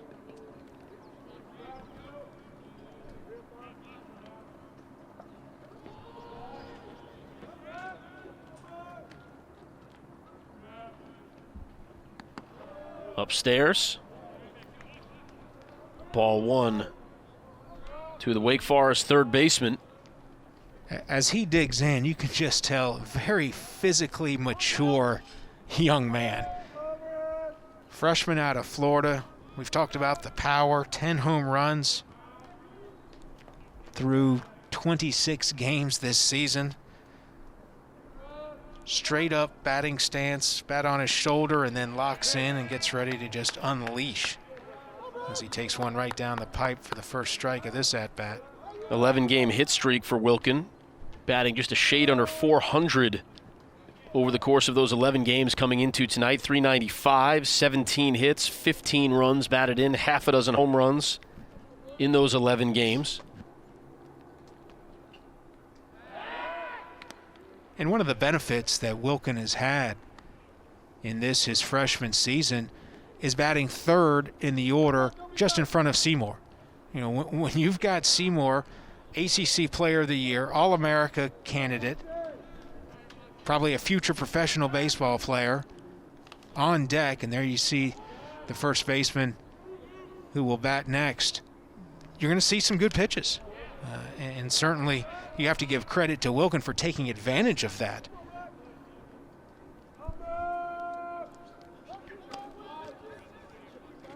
There you see the numbers on those last 11 games.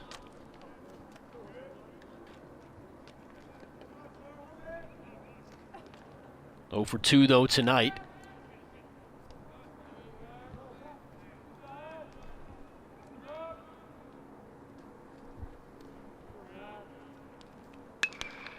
Let's see Rothenberg, little cat and mouse there, asking for the ball up high and then crouching down low as Wilkin hammered that one foul.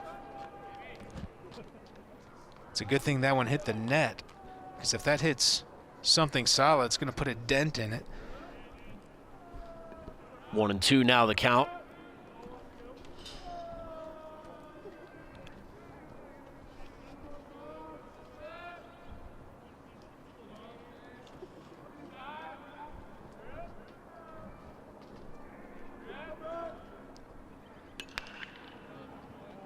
Fouled away that time by Wilkin, who stays alive. Costello still at first base. You know, Wilkin, when Coach Walter might be the best freshman he's ever had, reminds him of a young Scott Rowland, he said. It's not a bad guy to be compared to. And a heck of a major league career, offensively and defensively. The 1-2. Breaking pitch misses 2-2, and you can see the move by Fox has Costello leaning back to first there in the background. It was a nice shot by our crew. Kind of gets you off balance as a base runner. Might save you a base just by having a strong pickoff move in an instance like that if he's leaning back toward the bag. Without a doubt, and you don't want to be the second guy picked off by a single pitcher, because you go back to the dugout and you're the second guy, that's not a good feeling. Probably shouldn't go back to the dugout if you're that guy. See yourself down to the bullpen. And Wilkin hold up. Yes, he did. Terrific plate discipline here. This freshman is really, really impressive. You know, not much to show tonight. Fly out to left and a strikeout looking, but his plate discipline coupled with his raw power. Let's take another look. Wilkin didn't quite break the wrists. Probably. Did you go break the wrists or front of the plate? How do you know, people say it in different ways whether you offer it at a pitch. As that one is tapped out to Murray, who charges it nicely. 2 away in the inning.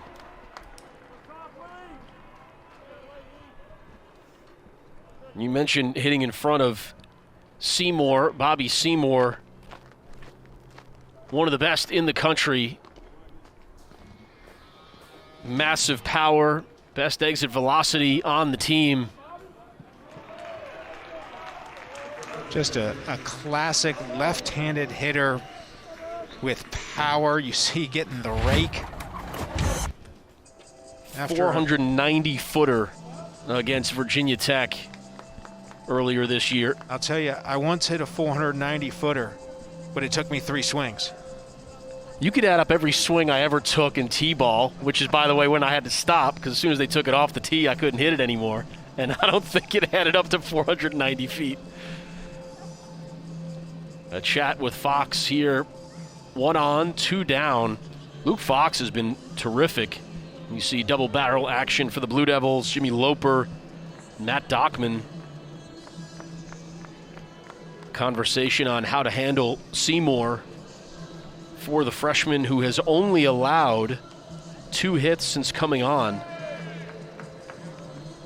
Both singles, both to lead off the inning.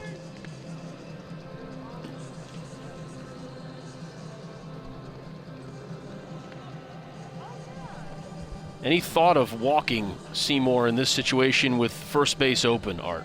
Without a doubt. I mean, it certainly, I'm sure it entered the thought process for pitching coach Chris Gordon and head coach Chris Pollard. You know, but they probably like the left versus left matchup here. And what they also could do is basically not throw a strike to Seymour and see if he's going to be impatient and maybe chase a few. The intentional walk. Yeah. But you're flirting with danger a little bit when you do that. If you're not going to throw the ball in the strike zone, you're putting an awful lot of trust in your catcher, Rothenberg, to make every play and not allow that base runner to get to third base.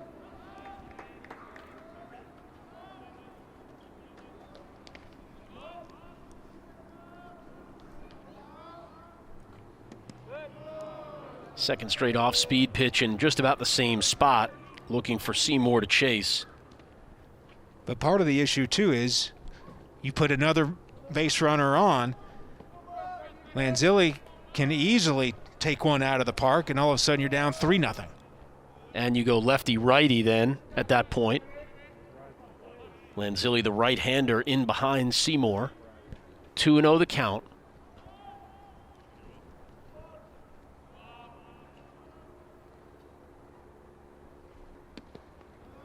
And this could be a situation where, okay, let's keep him away from the heart of the plate, see if he chases, and if he doesn't, we put him on base, and there it is. There's the intentional walk that became an intentional walk. Yeah. As Seymour trots down to first base. Now you would think a potential pitching change here to bring in a right-hander. We'll see what the Blue Devil coaching staff decides as Fox takes a look in. Loper, the right-hander, was warming for Duke, along with Dockman, the lefty. It'll be Dockman who comes on in relief of Luke Fox. You saw the left-handed signal from Chris Pollard. 2 on, 2 out, top of the 6th. Lanzilli trying to break a tie.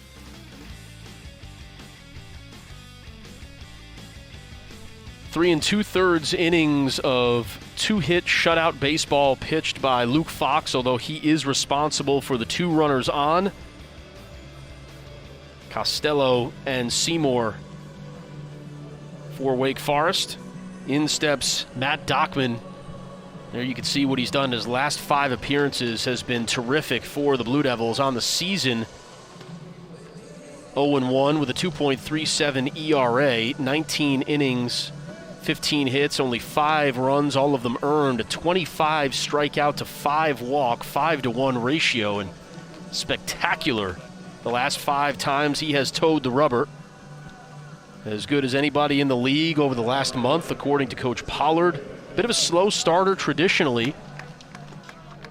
Starting to find that next gear once again. There's a look at Luke Fox, Art, who was really, really good here for the Blue Devils and gave them a bit more of that length that I think they were looking for from him. Averaged just over 2 innings per appearance, and here going nearly 4 as the first pitch misses to Lanzilli.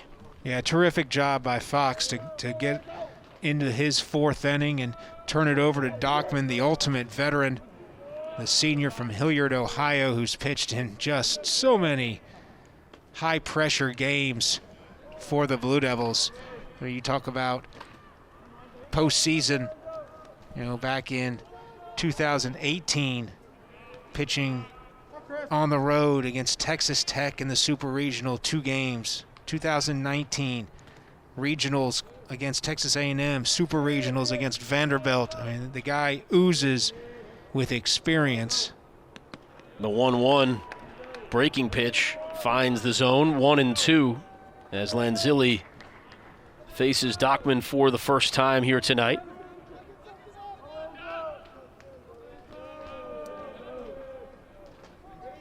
'69th career appearance as he approaches 100 career innings as a Blue Devil. He's just had a terrific tenure in Durham. 2 balls, 2 strikes now to Lanzilli. Singled back in the second, reached on a fielder's choice, and then was picked off in the fourth.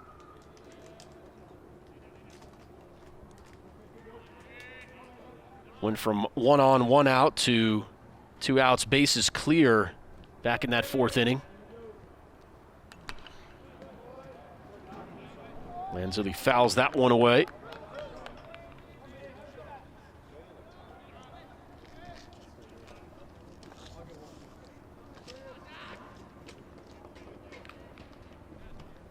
Lanzilli, team captain. Tremendous respect within the program. Grand slam earlier this week against Appalachian State. Murray chases that one down, strong arm to first. Knight unable to make the catch, and a run will score for the Demon Deacons. 1-0 Wake Forest here in the top of the 6th. We'll see how that one is scored. Here's the replay. You see Murray going to get the ball, fields it cleanly, almost thought he could just tag second base, beat the runner, then decided he couldn't get there in time, rifled one to first base. Obviously Knight unable to come up with it.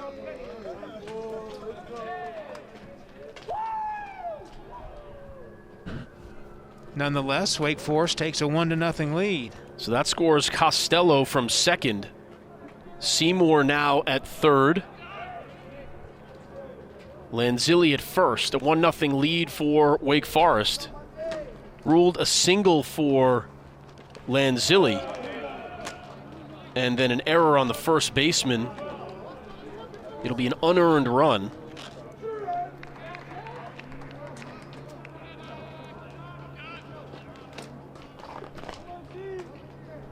There was Seymour standing in the vicinity of third base.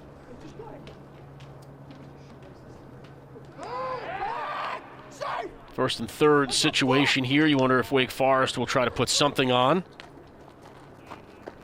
And if you're Lanzilli, you talked about not wanting to be the second guy picked off. You definitely don't want it to be you if it was also you the first time. You don't want to be the first and the second, that is for sure.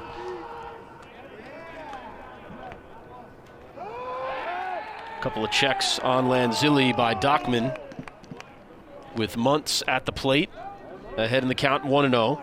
Muntz a walk back in the second and a ground out in the fourth to end that inning.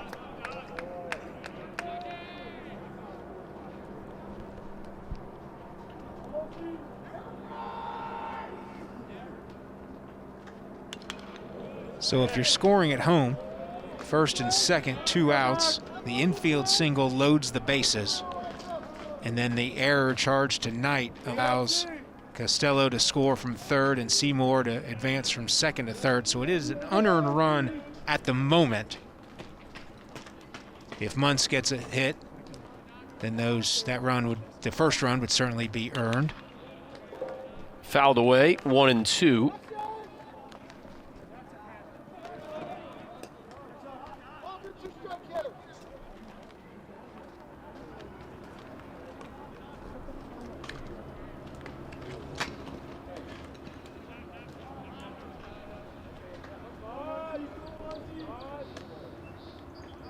Pitch from Dockman.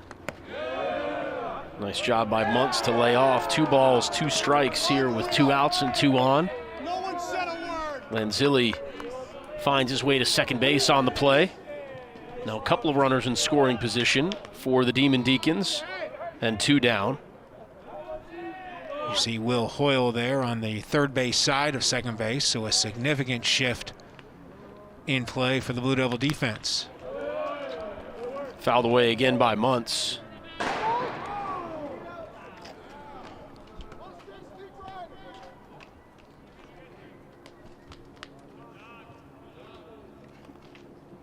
Lanzilli advancing to second on what is ruled a wild pitch.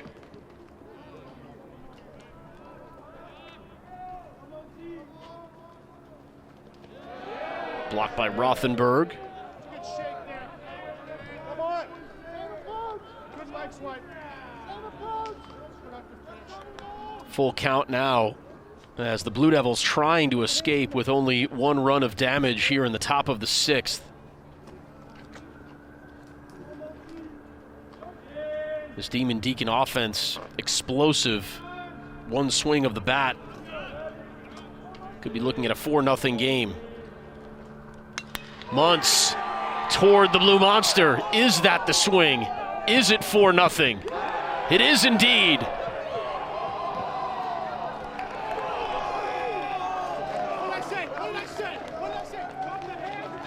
Shane Muntz hammers one down the left field line. Some thought that it might go foul, but David Pritchett says fair ball, and the Demon Deacons bloop and a blast, error in between, wild pitch, and then the hammer dropped by Muntz, his 7th home run of the season, now 22 RBIs on the year. And he knew it right away, immediately offering encouragement into the dugout. Left fielder R.J. Schreck can only look up and watch it sail over the Blue Monster here at the Durham Bulls Athletic Park. And Wake Forest seemingly a commanding 4-0 lead with their ace on the mound here with 2 outs in the 6th. And Duke's defense, which has been somewhat inconsistent all season long, cost him a little bit here in the 6th inning. Murray unable to make the play on the ground ball to his left. Chad Knight charged with an error to keep the inning alive, or at least advance the runner. I don't know if he would have been out if he had caught it, but Murray with a little bit of indecision maybe as he tried to, once he fielded the ball, does he go step on the bag or does he go ahead and make the throw over to first base? But conversation here between the umpires, by the way, trying to potentially determine fair versus foul. As I mentioned, it was pretty close, no doubt about the distance, but David Pritchett was adamant. There you can see him kneeling down, see the hard point to his right, was right on that line. He got as good a look at it as anybody's going to get. Here's what the umpires are looking at. You're seeing the same thing they are, and I just don't know there's going to be anything to overturn this. This might be a little bit of a better look if they got to see it from the start of the at-bat. Muntz knew it was gone from a distance standpoint. Just a question of whether it was going to stay fair. Speaking of distance, 373 feet with an exit speed of 106. miles per hour. Coach Walter says he's got light tower power. Showing it off here at the Durham Bulls Athletic Park. Call is going to stand, and so it remains 4-0 Wake Forest here in the top of the 6th inning. That'll clear the bases. We talked about the Blue Devils rallying with 2 outs on a number of occasions. Wake Forest scores 4 runs with 2 away here in the 6th.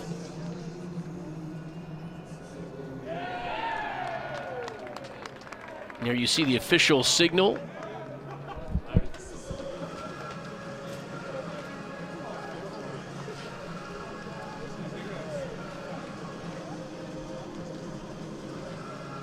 But for Dockman, time to refocus and get the third out of this inning without further damage for the Blue Devils. And Wake Forest on the other side, trying to keep things going. Obviously momentum, or Uncle Mo, as the kids say, is firmly seated in the first base dugout, home of the Demon Deacons.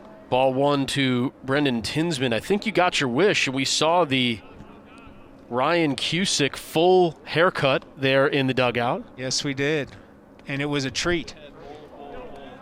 Strike one looking to Tinsman, who's officially 0 for 2 on the day. Strikeout in the second and a ground out in the fifth.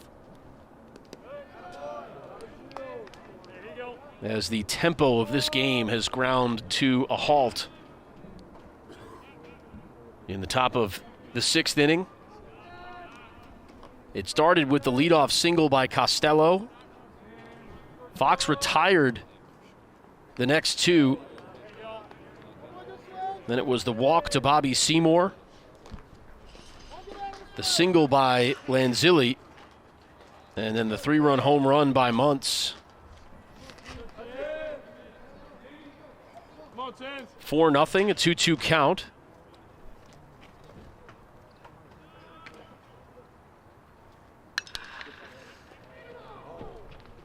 To Nichols at third. Across the diamond, Knight unable to snag that one. Thought he scooped it up after it had hit the dirt, and so the inning continues once again for Wake Forest. The defense letting the Blue Devils down a bit here in the 6th. Here's the replay. Pretty routine worm burner. Nichols didn't exactly step into his throw, just kind of got it over there, obviously in plenty of time. Knight with the stretch, backhand, and just couldn't come up with it. And tried to pick it up a second time. Ruled an error at first. Second one of the inning on Chad Knight. Here's Siri, who struck out in his 2 plate appearances this evening. Dockman missing with that pitch. Now 2-0.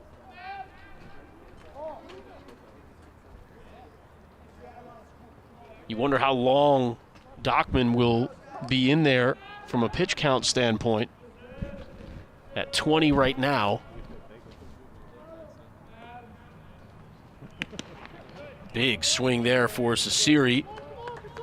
Looking for home run number 4 on the season. Instead, it's a 2-1 count.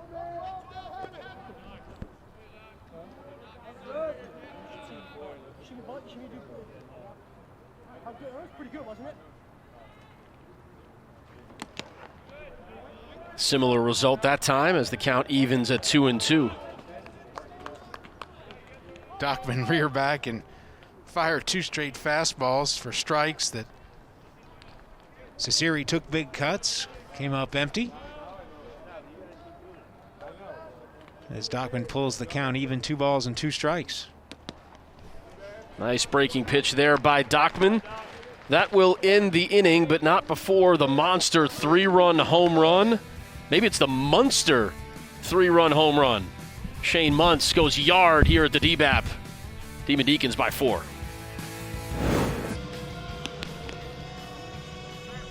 Ryan Cusick back for a 6th inning of work.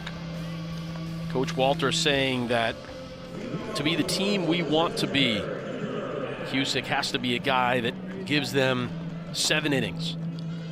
He's been relatively economical here tonight. There you see the line, the 3 free passes, but the 8 strikeouts, 89 pitches. You got to figure that he's good for at least this inning. Blue Devils will try to make life difficult for him, though. And a guy that has made life difficult for Cusick here this evening is Peter Matt, who's reached both of his previous times at the plate.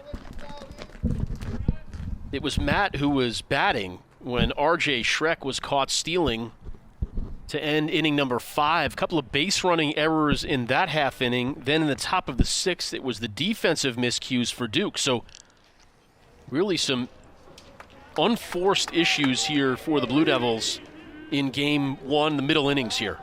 Without a doubt, unforced errors, whether that's mental or physical. And that's what happens. And when you play quality opponents, you get down 4-0. And so the Blue Devils have their work cut out for them here against the Wake Forest ace, Ryan Cusick, who probably picked up even more confidence once you see that 4 go up on the scoreboard. And now more likely even to challenge hitters. Certainly don't want to give up free bases when your team leads by 4. And that's the whole concept now. Just throw strikes. Let your defense work for you. You're getting a little up there in the pitch count. 93, here comes 94. And as Here comes strikeout number 9. As I say that, let your defense work for you. You're just going to go upstairs with a high heater and get another punch out.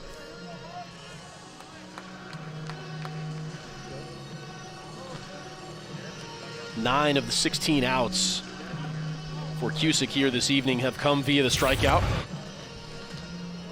He's had at least 1 in every inning. 2 in the first, 2 in the second, 1 in the third, 2 in the fourth, 1 in the fifth, and the leadoff batter here in inning number 6, Rothenberg, couple of hops. Seymour able to make the play at first quickly. 2 away. If you're Wake Forest, this is absolutely the blueprint. Cusick gets you deep into the game. Home run power exhibited by your offense. Muntz delivering the big blow to, really in a pitcher's duel like this, blow the game open. 4-0 lead feels like 10 with the way that Cusick is pitching. Certainly plenty of time for the Blue Devils to come back in this one, but it's a steep hill. It certainly is, and if Cusick can somehow give them 8, best case scenario 9 innings and a Wake Forest victory, Duke's already used up a bunch of pitchers. They had to, they knew they were going into the game with Johnny Holstaff. And as there's a tapper, Cusick fielding his position. Nice job. Aggressive tag and then spikes the ball. Cusick is psyched. Wake Forest scores 4 in the top half. Cusick puts up a bagel in the bottom. Ryan Cusick taking matters into his own hands. 4-0 Wake.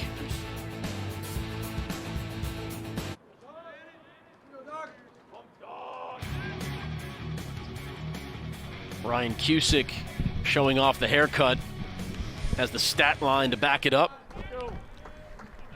Luke Fox, you saw there a second ago. There it is again, 3 2/3. A couple of earned runs, but both of those were runners that were inherited, that were eventually allowed to score.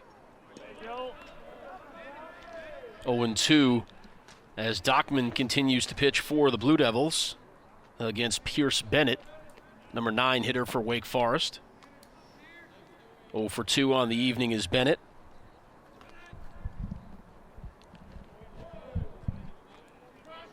Now 1 ball and 2 strikes. Wonder whether Dockman will be available tomorrow for game 2, depending on how long he goes in this one.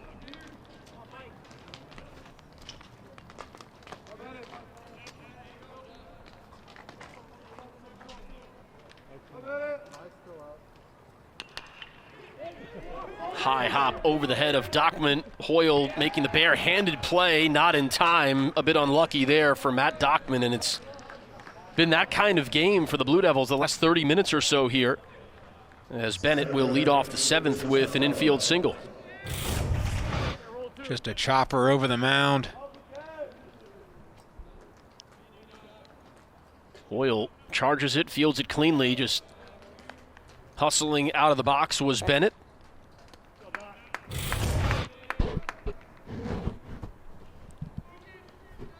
Back to the top of the order with Costello, who led off the 6th, that 4-run 6th with a single. And here takes ball 1.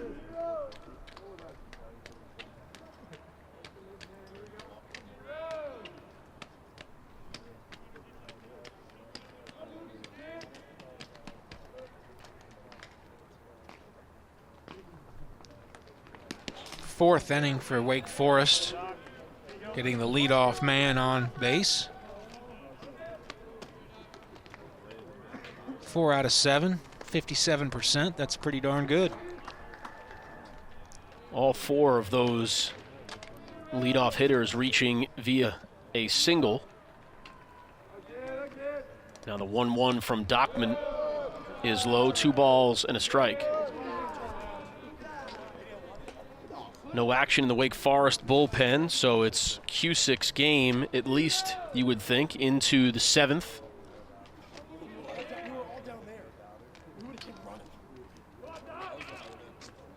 97 pitches for Cusick to get through 6. Fouled away, 2 balls, 2 strikes.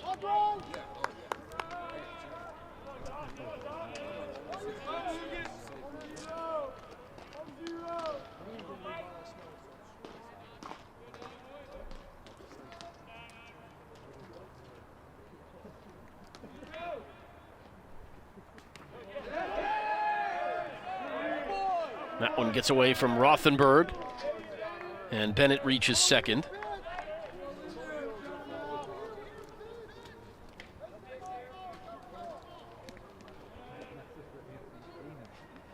Wild pitch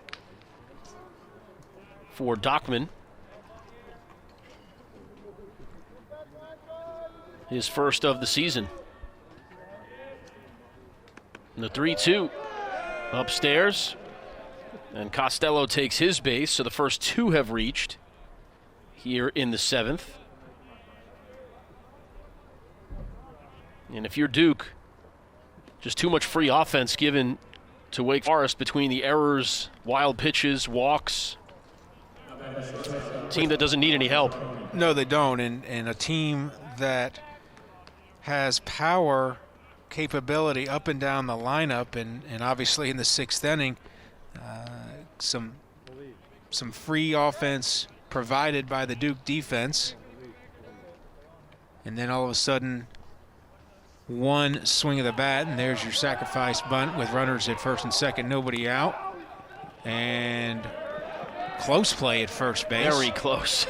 That was a sacrifice, really, in name only. That was nearly a bunt for a hit, is what that nearly was. First base umpire Tony Carilli took an extra couple of seconds to decide on which way he wanted to go. You see Erickson Nichols, nice job, bare hand,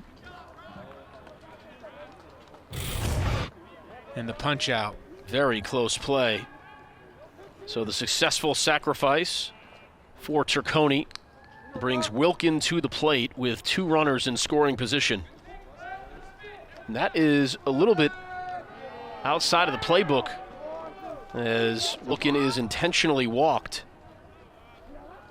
That will load the bases. Nick Conti warms for the Blue Devils in the bullpen. Bases loaded, 1 away. 4-0 is the lead for Wake Forest.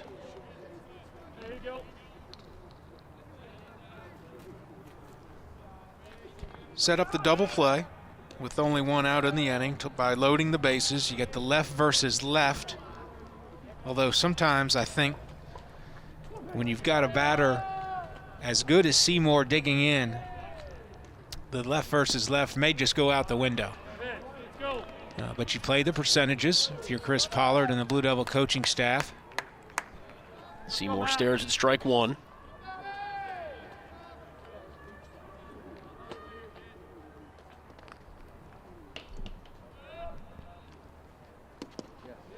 And strike 2.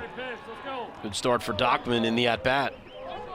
Similar pitch pattern that we saw from Luke Fox, except Dockman able to hit the corner a couple of times. Fox was just slightly off the plate.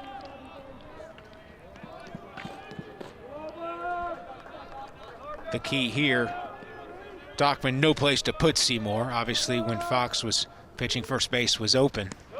That one a little farther outside, and Rothenberg did well to corral it. 1 ball and 2 strikes. We talked about how it feels like this game was broken open at 4-0. Seymour a chance to double the lead here in the 7th with 1 swing.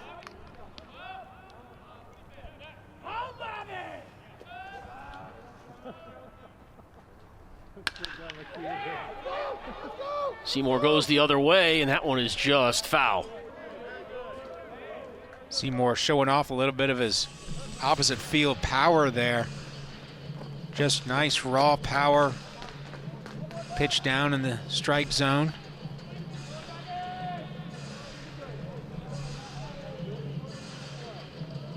Infield single, walk, and intentional walk. With the sacrifice bunt mixed in, that is how the Demon Deacons have loaded the bases here in the 7th. The 1-2, driven to deep right. Drifting back is Cheek. It's going to be a grand slam for Seymour, and it's 8-0 Wake Forest. And you talk about a quality at bat. And this pitch, I don't think is a strike if he takes it. Looked low as a big stomp on home plate to Wake Forest is amped put a bow on the strike or on the grand slam. There you see it below his knees, just went down and got it. This is a nice 8-iron that's going to reach the green from 120, 125 yards out. There's a little something extra in this game right now for Wake Forest. Don't you feel that? You saw that with Cusick tagging Cheek and throwing the ball down, and the celebration there after the grand slam by Seymour, carrying it into the dugout. I mean, this is a Wake Forest team that is absolutely fired up right now. We'll see another pitching change here in the top of the 7th.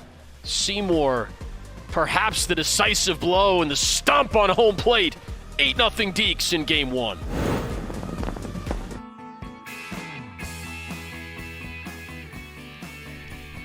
Fifth appearance of the season for Nick Conti, 2-0, 4 2/3 innings pitched. 1 run, but it was not earned. 3 walks, 8 strikeouts. He's yet to give up a hit on the season. Conti, the freshman from North Providence, Rhode Island, and that was a devastating blow landed by Bobby Seymour. 8-0 Wake Forest, and 7 of those 8 runs have come on 2 swings. And that's what Wake Forest does. They've got power up and down the lineup. Obviously, the middle of the order there with Seymour, in the 4th spot, Muntz in the 6th spot, as you get a good look at Conti. 3-pitch repertoire, fastball, slider, changeup. He'll get it up in the low 90s, maybe even touch 95 if he's feeling it. But he's your typical power pitcher, and obviously still young. Didn't get a whole lot of much action in the fall, and you saw only 4 2/3 innings thus far here in the spring of 2021. So a nice, young, powerful arm coming out of Chris Pollard's bullpen, and he'll get an opportunity here to see if he can slow down this Demon Deacon offense. 4 runs in back-to-back innings for Wake Forest. First pitch from Conti to Lanzilli misses. Lanzilli singled in his last at-bat in the 6th, also has a single, or had a single in the 2nd inning. Both home runs, the 3-run shot by Muntz and the grand slam from Seymour, set up with very little by way of earned offense. They had the error involved in that situation in the 6th, technically a single, but the error kind of stealing some momentum away from Duke and adding it on to the Demon Deacons plate. And then certainly in the 7th, infield single, walk, intentional walk in front of Seymour's shot to right.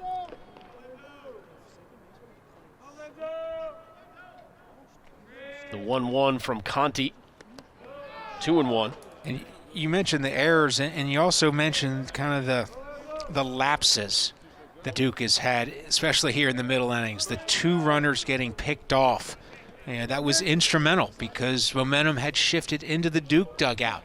First and second, in that inning after the double first and second with 1 out after the double and the walk to Schreck, and then they both get picked off. And then you have Murray not able to make the play. ground ball to short. He fields it cleanly. Maybe some indecision there. Do I go tag second base to get the force play and get out of the inning?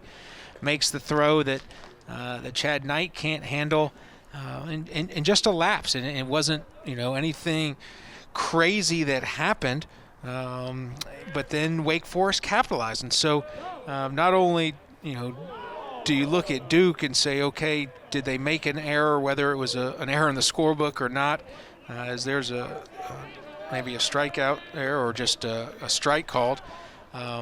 But you have to give the Demon Deacons all the credit in the world for taking advantage, because that's obviously one thing that Duke didn't do, offensively when they had the runners at first and second and just one out.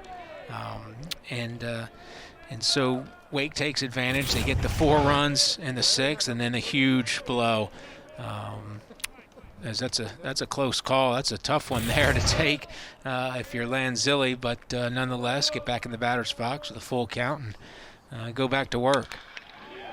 He does just that, sends that one toward deep right field. Cheek able to make a nice play up against the wall for out number 2. Tough luck there for Lanzilli, I think, on 2 different occasions. One on the appealed check swing that looked like he held up, instead ruled a strike, and then the nice play from a terrific defensive outfielder in Chase Cheek up against the wall. I would say he drew ball 4 and didn't get a break to fall his way from the men in blue, and then makes nice contact, showing his opposite field power, and Cheek just happened to track one down right up against the wall. It was Muntz's 3-run home run that made it 4-0 in the 6th inning. He stands in for the 2nd inning in a row now, this time taking strike 1 from Conti. 2 outs now with the bases clear. 4 runs already in, all 4 coming off the bat of Bobby Seymour.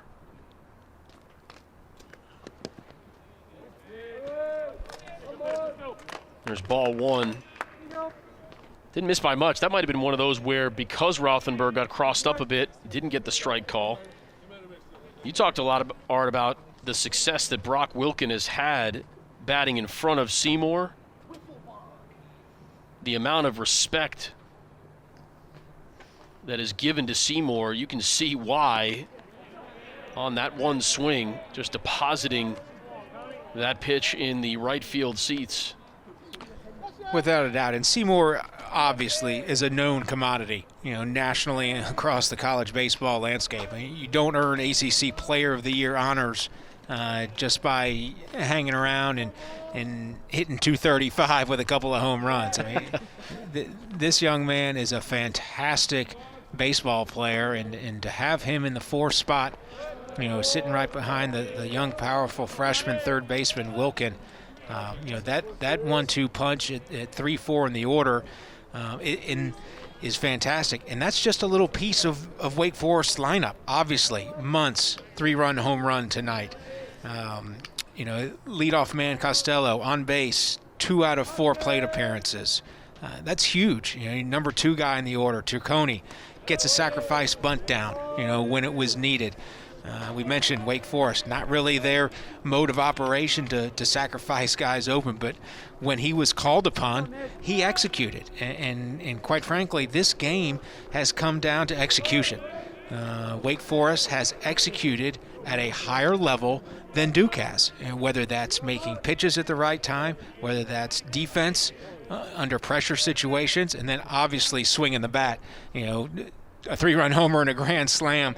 I'd love to be pitching, with Wake Forest's offense clicking like that. Down to first to finish off the strikeout, and that'll do it here in the 7th. The big swing from Seymour doubles the lead. It's 8-0 Demon Deacons. Demon Deacons bringing the power, bringing the emotion. A 3-run shot from Muntz. Cusick applying the hard tag and spiking the ball to end the inning. A grand slam from Seymour. The stomp on the plate and the effect it could have on the standings. We talked about this top of the broadcast. Blue Devils holding on for now to the 12th spot in the ACC tournament, but a win tonight for Wake Forest would move them into that position with the tiebreaker, of course, over Duke. Certainly, if the Demon Deacons hold on, those two teams will flip spots. And this game, through 5 innings, was obviously no score, anybody's game. And it just felt like whoever broke the ice first and got on the scoreboard had a chance to kind of take this game by the throat and ride it on out. Certainly didn't expect, Wake Forest to throw up 8 runs. I don't know that anybody, figured that. Obviously very capable as Nichols bounces out for the first out of the inning. But once the lid was opened and got that first run, you could probably sense a little bit in the Wake Forest dugout, and then the big blast, the first big blast, if you will, from Muntz to really break things open. And then Wake Forest, they play with so much energy and so much fire, and that carries over. It's contagious. Everybody wants to get a part of that action. That's a great feeling. When your offense, you got multiple guys going deep in the lineup, you got a pitcher that's, 9 strikeouts, looking to reach double figures, for the 7th time in the last 11 starts. I mean, that's impressive, and that makes it fun. And the Wake Forest team they're having fun right now, and everybody can have fun when you're up 8-0. There's no doubt about that. But once they got that lid open and the scoring started, they've assumed all of the emotion in this game. And now it's up to Duke's leadership, veteran players, to say, hey, let's go. It's the 7th inning, 1 out in the 7th. A lot of time left, a lot of time left. We've seen rallies, especially in college baseball, and you're in a ballpark that's conducive to a home run in left field. So far from over, but certainly Wake Forest in control right now with an 8-run cushion and their ace on the mound. Murray stands in, ahead in the count 3-0. After the first pitch out by Nichols. Cusick over 100 pitches, deals a 4-pitch walk to Murray. Maybe just starting to fatigue a bit. It's been a terrific outing thus far through 6 1/3 for one of the captains of this Wake Forest team. And clearly one of the emotional leaders for the program, not only by his actions on the mound, but you could see the energy that he brings to the team on his way into and then in the dugout. 5 straight balls thrown, though. You wonder what the leash will be for Cusick by Tom Walter. And this is a good test for Cusick. 8-run cushion, throw strikes. You just mentioned he's thrown 5 pitches outside of the strike zone in a row. The 4-pitch walk to Murray, who, by the way, is on base for the 3rd time tonight. So a nice evening for the shortstop at the plate. And there's 6 in a row. So like I say, great test. And here's a veteran move by a veteran catcher in Muntz coming out. Cusack taking his time, taking a little walk behind the mound. They'll talk about it a little bit. But what has to be going through the mind of Cusick now is just to calm down and relax, because we talked about the emotions. That can work against you if you let it get out of control. You let the cup runneth over, if you will, emotionally. So he needs to dial it back, get within himself, get his confidence, and just say again, I got an 8-run lead. I'm going to throw strikes.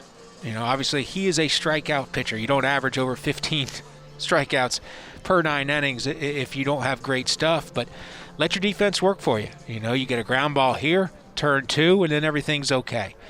What you don't want to do is you've already walked 1, give up a hit, another walk, and then all of a sudden 1 swing and the lead's cut in half. And then you got to turn it over to the bullpen, which is coming into tonight. What Duke really wanted to do was get the game to the bullpen on both sides. Obviously, Duke's pitching situation was a little bit unique. They knew they were going to use multiple pitchers in the front half of this game. But anytime that you've got an ace that has the capability of throwing a complete game shutout, you got to get to the bullpen. And so now for Cusack, don't let that happen. taking all the way 2-0 was Knight. He takes a second strike here. 2 balls, 2 strikes with Murray standing on first. You see Hunter Furtado warming for Wake Forest, the freshman from West Palm Beach, Florida. So a nice recovery after the visit from Muntz. Throw back-to-back strikes where Knight was taking just to make sure that he's going to find the zone. And so now here's the 2-2. Breaking pitch misses. 3 balls, 2 strikes. Knight has a couple of errors on the evening, so would love to put a good at-bat together here in the bottom half of the 7th. Try to get something going for the Blue Devils offensively. Duke with 4 hits on the evening.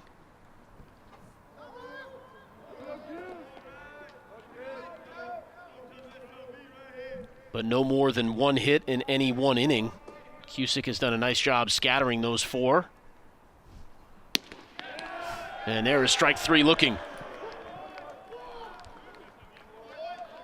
10th strikeout of the game for Cusick. As you mentioned, Art, 7 of the last 11 now, double-digit strikeouts for the flame-throwing right-hander.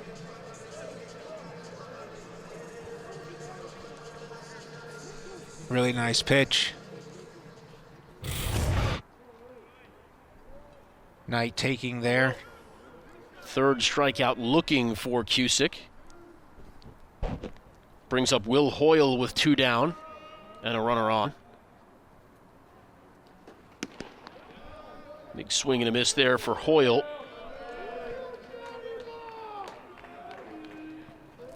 Here you go, Will. That's impressive stuff. 7 of the last 11, 10-plus strikeouts. Came into the evening already with a career high in terms of strikeouts in a season. And still plenty of baseball left to play here in 2021. Was Hoyle able to hold up? He was. 1-1 now the count.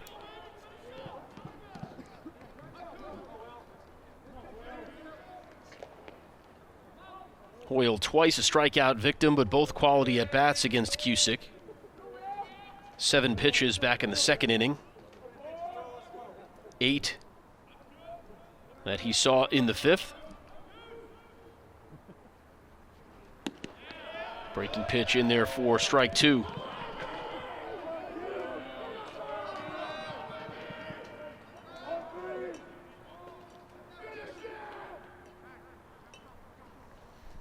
Cusick wearing jersey number 33, being from Massachusetts. You got to wonder if he was a Larry Bird fan. He might be. Is he old enough to remember Larry Bird? I don't know. I guess everybody that lives up there knows who Larry Bird is, regardless of age, right? Larry Bird, Bobby Orr. Got to figure you know those numbers up in that region. 4 and 33. 12. Tom Brady. You got to know 12 Tom Brady, right? TB12. Decent. Ted Williams. Not bad for a low draft pick. That Brady guy. Not terrible. 1-2 on Hoyle.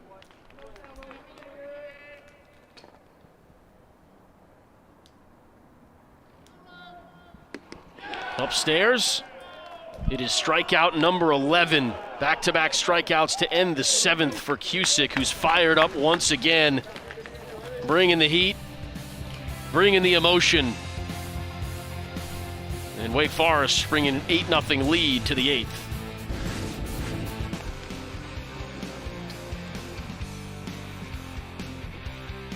Comfortable lead for Wake Forest here on a Friday night in the Bull City. 8-0 Demon Deacons, looking for their 6th ACC win of the season. Gotten a fantastic performance from Ryan Cusick. You wonder if his night is done. Now well over 100 pitches. Conti back out there for Duke. He'll face Brendan Tinsman to lead off the 8th inning. Tinsman reached on an error just after the grand slam. The 3-run home run by Muntz in the 6th.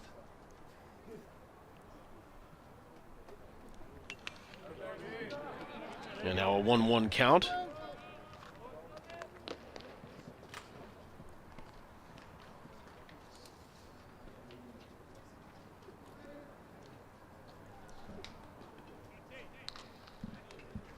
This Wake Forest batting lineup just offers no relief.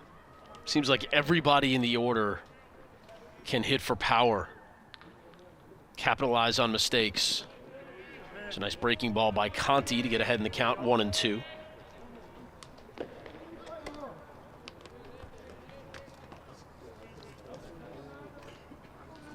Certainly it's that middle of the order that scares you. 3, 4, 5, 6. 10 home runs for Wilkin. 7 now for Seymour. 6 for Lanzilli. 7 now for Muntz. Ground ball toward Murray. Nice diving stop. Couldn't quite get back to his feet to make the throw, and so you would think an infield single for Tinsman to lead off the 8th. Hard hit ball right back where it came from. Great effort from Murray.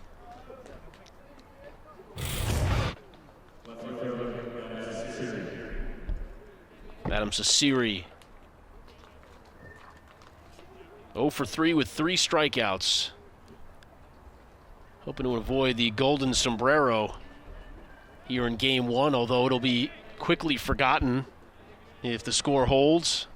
Much easier to do that on an evening when you win 8-0 or more.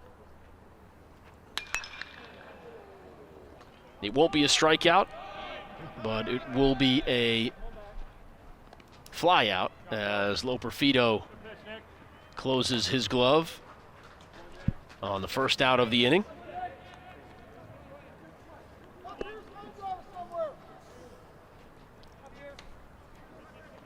Pierce Bennett, who started the 7th with an infield single and then eventually came around to score on the grand slam from Bobby Seymour.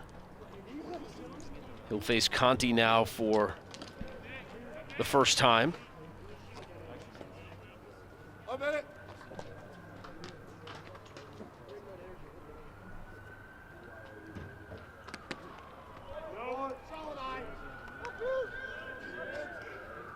That infield single by Tinsman, the first hit allowed by Conti this season.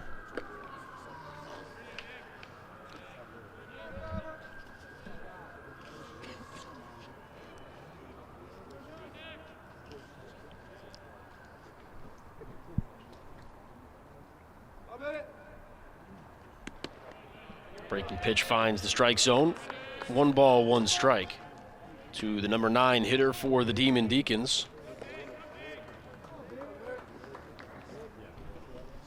Obviously, limited action thus far this season for Nick Conti, but he's certainly been impressive tonight. Freshman right-hander. 5'10", 190. But as I mentioned, when he entered the game, he's got powerful stuff. And these type of experiences in ACC play, this being his second outing, he pitched a scoreless inning against Boston College back February 28th, which I'm sure seems like a lifetime ago to him. But these experiences will help him as he continues to grow and mature. As that ball is fisted, nice play by Knight to retire Bennett. 2 away here in the 8th.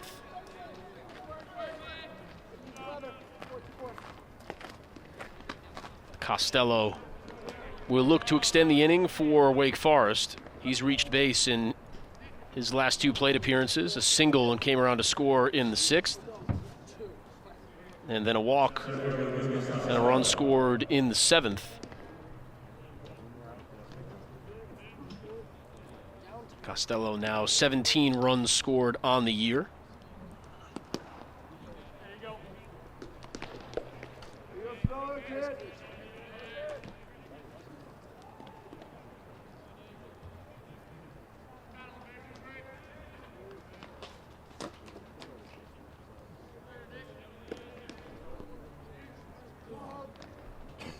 Costello in that leadoff spot has 4 home runs.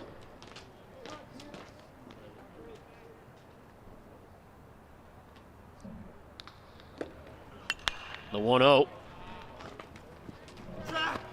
Lifted foul down the first base line over the Wake Forest dugout. 1 ball, 1 strike.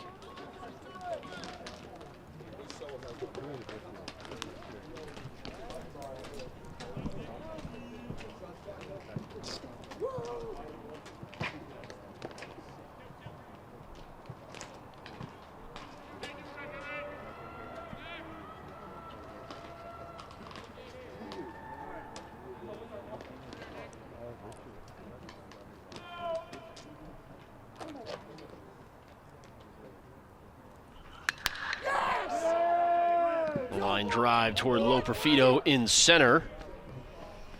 And that'll advance Tinsman to second. 2-hit ball game for Costello.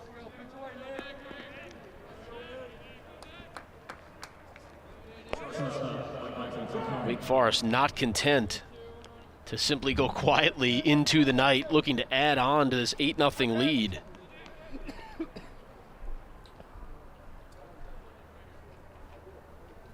Here's Turconi. Sacrifice bunt in the 7th. Sends that one the other way. Trek gives chase, and that will do it for the top of the 8th. No runs across as Conti does his job. A couple of hits, but nothing else for Wake Forest as they lead by 8.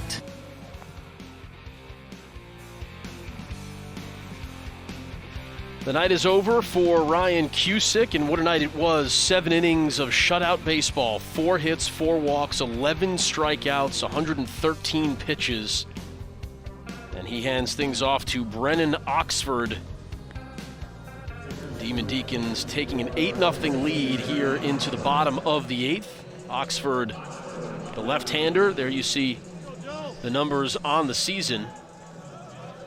Opposing hitters hitting .210 off the left-hander from Durham, but not Durham, North Carolina, Durham, New Hampshire. Durham, New Hampshire, that means he's a Red Sox fan, as Dustin Pedroia was his favorite player as he was coming up, nicknamed Ox appropriately. Fastball slider, really good slider, as he throws one in the dirt. Loperfido to lead off the Blue Devils' half of inning number 8. You wonder, Art, you take us back to your days. It's a 3-game series. You know, that's the thing about baseball. The good news, the bad news, whatever you want to call it, you've got a game the next day.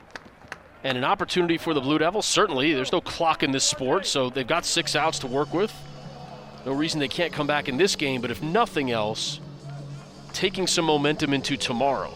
Maybe that Loperfido hit going the other way. Things like that to build on heading into the rest of the series. Without a doubt. Baseball is a game of failure. You think about the greatest hitters of all time. All right, hit probably in the 340, 350. I mean, that's a tremendous accomplishment. Yeah, that's rare air, 350. Yep. That's failing 65% of the time. I mean, it's a crazy game in that regard.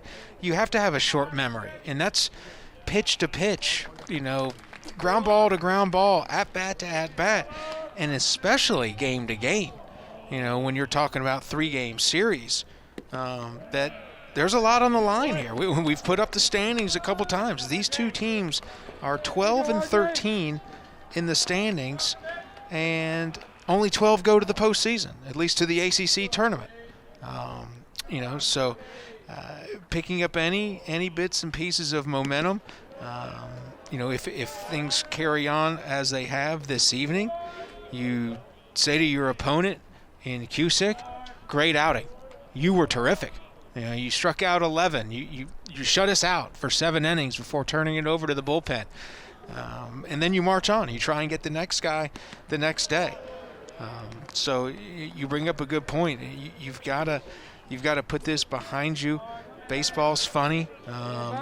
Duke can easily scratch across a couple and make this a game. You know, you get 2 or 3 here, then you put some pressure on the Wake Forest bullpen, whether it's later this inning, potentially in the 9th inning. It's all about creating pressure situations for your opponent. And obviously, Wake Forest was able to do that. Duke helped them a little bit. That's reality. That was, reality for the Blue Devils tonight. And unfortunately for Coach Ballard, he's seen that at times throughout this season. Some inconsistent play, just not sharp or as sharp as you need to be to win high-level games. These two teams, we talked about it, Wake 11-15, Duke 14-15. These are two really good baseball teams. They've played very challenging schedules. They got really good players. They got future pros. Hopefully some future Major League Baseball players as Shrek strikes out for the first out of the inning, and Loperfido stays at first. So a lot of baseball left tonight, and then an enormous amount of baseball left over the weekend with a game on Saturday and a game on Sunday. New pitcher, but similar result as Oxford earns the strikeout. 12 strikeouts now for the Demon Deacons. Blue Devils have 11 of their own. First pitch swinging for Peter Matt. Floats that one into the glove of Sasiri, and there are 2 down here in the 8th.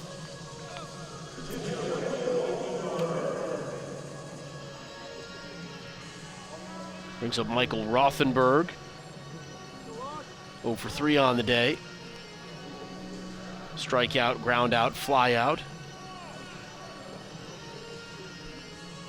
Switch hitter batting right-handed for the first time this evening.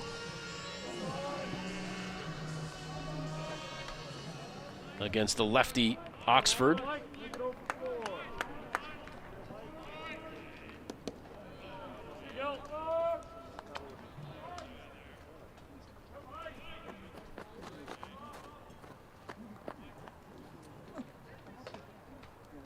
First pitch tomorrow on ACC Network Extra, 3 p.m. Scheduled to be William Fleming for Wake Forest, the right-hander, against Jack Carey for Duke.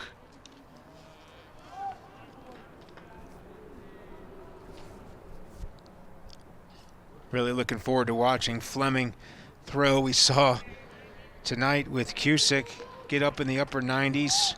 Fleming can do the same. So another powerful arm out of that Demon Deacon dugout. 2-out base hit for Rothenberg. Loperfido will go station to station.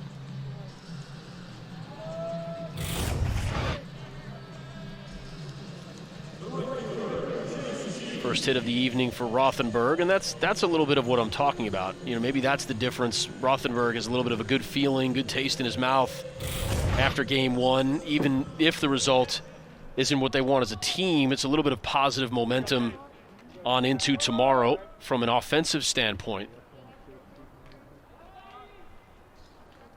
Now Chase Cheek, who made a nice play in right field. Up against the wall. Bats with 2 away and takes strike 1.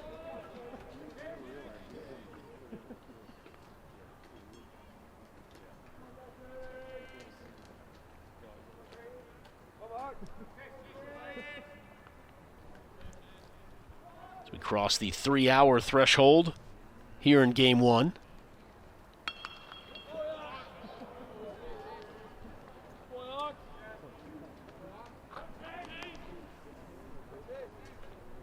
Oh, and 2 now to Cheek. Here we go, Tate.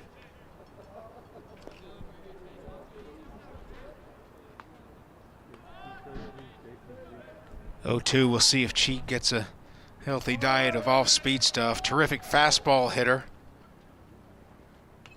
And there's one curveball from, or breaking pitch from Oxford. Cheek able to stay alive. Duke with 6 hits in the game, 5 of them singles. Wake Forest, 9 hits, but 2 of them end up on the wrong side of the fence if you're a Blue Devil pitcher. accounting for 7 of the 8 runs. Another strikeout for Oxford, his second of the inning. Cheek is retired. Blue Devils down to their final 3 outs. Wake Forest will try to add to an 8-0 lead when we come back.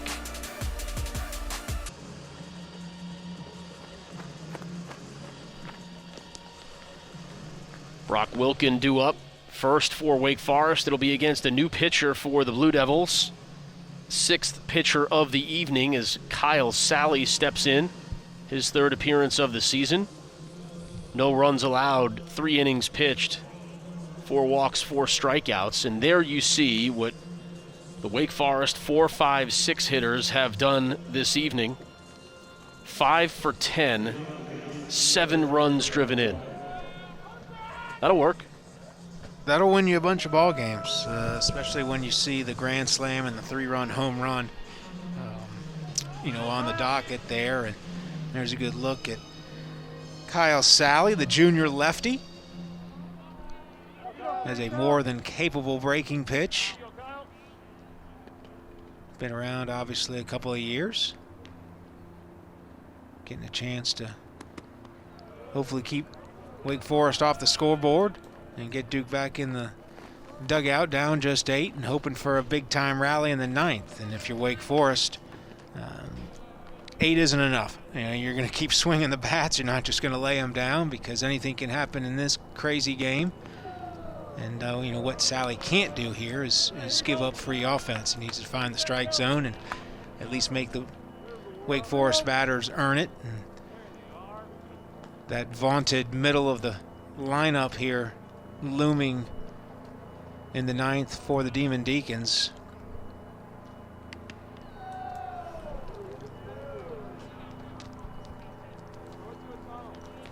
Three 3-0 to Wilkin to lead off the top of the 9th. You mentioned that really upright batting stance. 4-pitch walk for Sally right out of the gate. Puts Wilkin at first base. How did you land at your batting? First of all, how many batting stances did you go through? One every time you didn't get a hit in 10 at-bats? I wasn't that crazy about it. You try and find something that works for you, and most importantly, that you feel comfortable with. You need to stay within yourself, stay within your capability, stay within your skill set. And some people will tell you, you ask 10 different people about batting stances, you might get 10 different answers, but I always aim for consistency. Once I found, something that you're comfortable with, but that's not easy. We just talked about it. You fail 70% of the time, and you're really good at what you're doing. Yeah, you're one of the best if you fail 70%. So popular phrase now, trust the process. And even 100 years ago, when I was, trying to play this game at a relatively high level, that's what you tried to do. But for, patience is an issue. Trust is an issue. Confidence is probably the biggest thing. When you're going up there trying to hit a round ball with a round piece of wood or aluminum. It doesn't, the physics don't even, make sense. But it's very difficult to achieve that. But I think the 2 most important things, like I said, are confidence and comfort.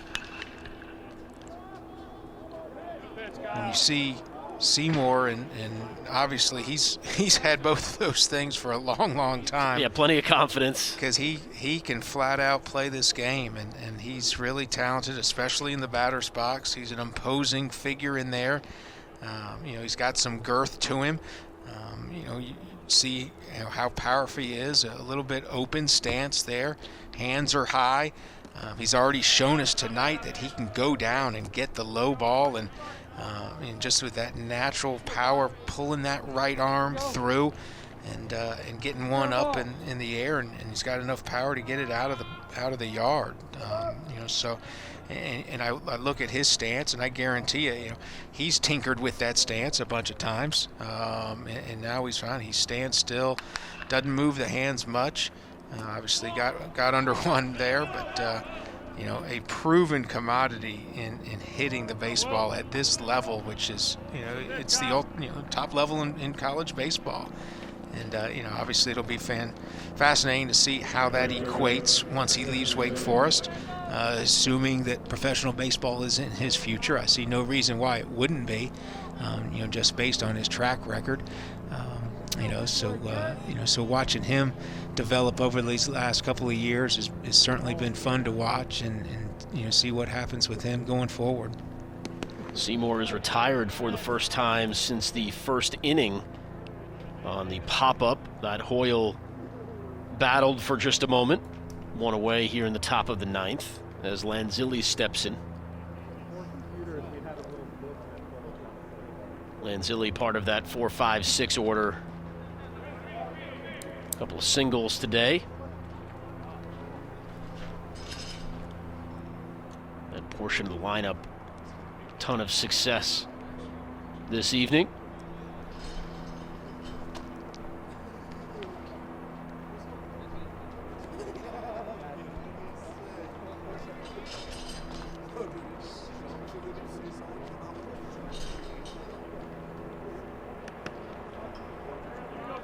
Rudy Maxwell in behind the plate for the Blue Devils, catching Kyle Sally here in the ninth.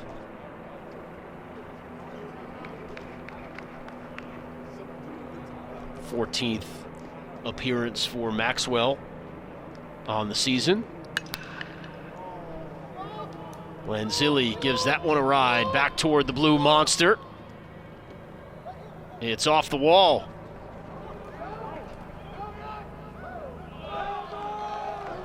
Wilkin comes around to score, and it's 9-0 Wake Forest. Interesting play there as Schreck, I believe, was trying to decoy Wilkin into thinking he was going to make the catch. Loperfido comes over to offer some assistance. Wilkin, not a bad job of base running there, though, not to be fooled by that play. And he crosses with run number 9. RBI double for Lanzilli. A 3-hit game for him.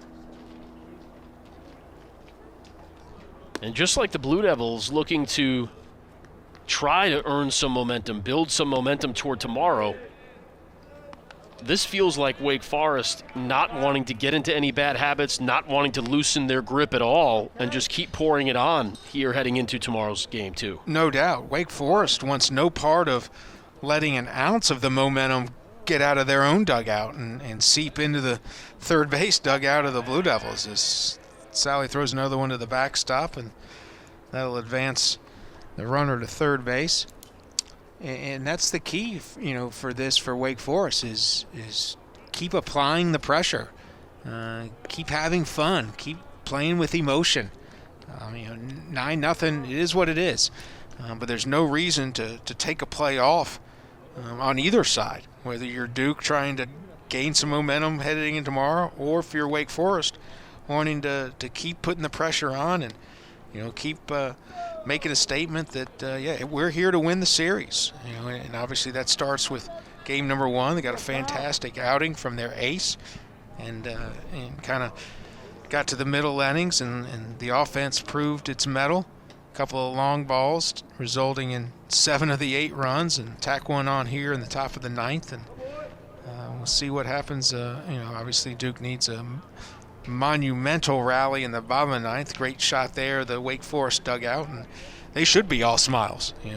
They came out, and the game went along, no score, and then all of a sudden, bang, Wake Forest took advantage of some opportunities. Offense got rolling, 2 long balls, and off to the races they went. Second walk issued by Sally. Wild pitch a moment ago, the 4th for the Blue Devils in the game. Another pitching change for Duke. 9-0 Wake Forest as they've tacked one on here in inning number 9. Looking for a game 1 win here in Durham.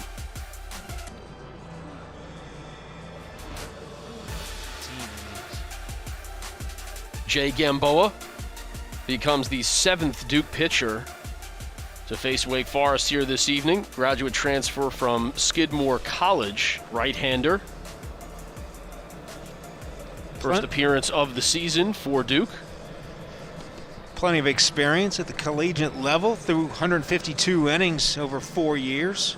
Picked up 14 victories, including a career-high 6 in 2019 for Skidmore, en route to earning all conference honors. So you come in, hey, first action in ACC play, first and third, one out against Wake Forest. But good to see him get some experience here and try and get out of this inning.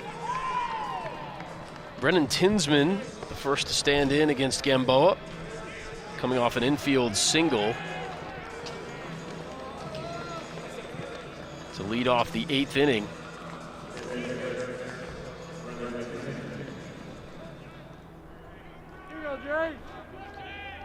Three different Demon Deacons with multiple hits on the evening. Costello a pair, Wilkin a pair. Lanzilli 3 hits on the evening.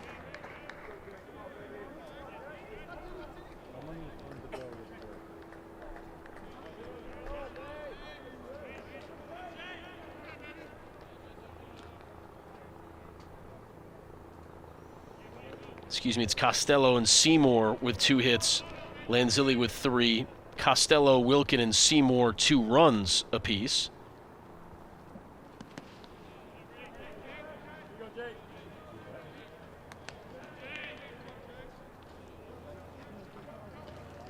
Now 6 for 12, the 4, 5, 6 spots in the order for Wake Forest.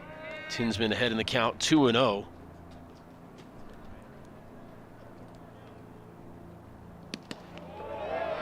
There's a strike.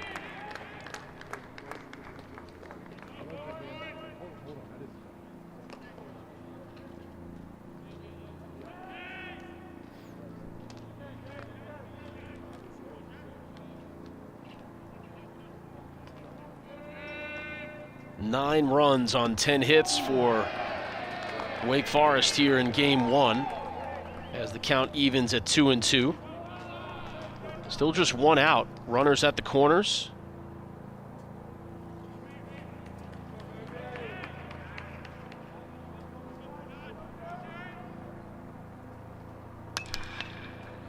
Ground ball toward Murray at short, on to first. Knight able to make the play, but that will drive in a run. 10-0 Demon Deacons here in the 9th. On the RBI ground out.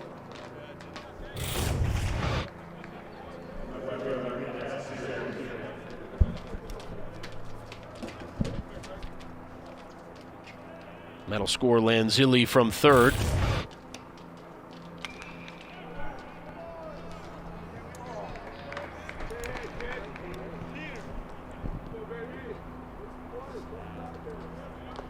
Two down with Muntz standing at second base. Sasiri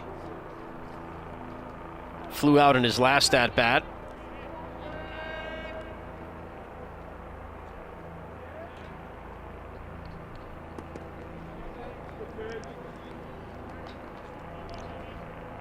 One and one the count. Blue Devils down to their final 3 outs. Due up Erickson, Nichols, Ethan Murray, and Chad Knight in the 9th.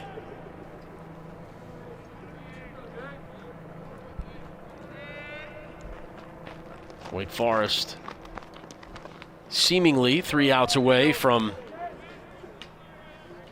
win number 12 on the year, an ACC win number 6, and a move up to the 12th spot in the ACC standings with 2 more games to play this weekend.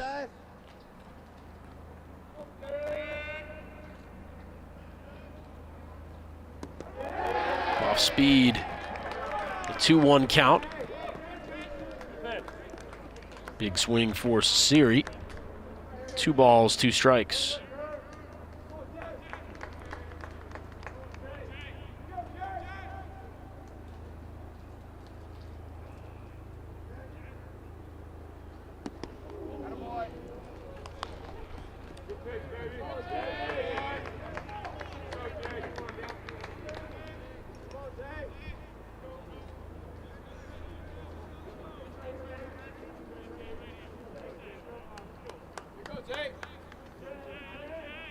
Gamboa hoping to close the door right here.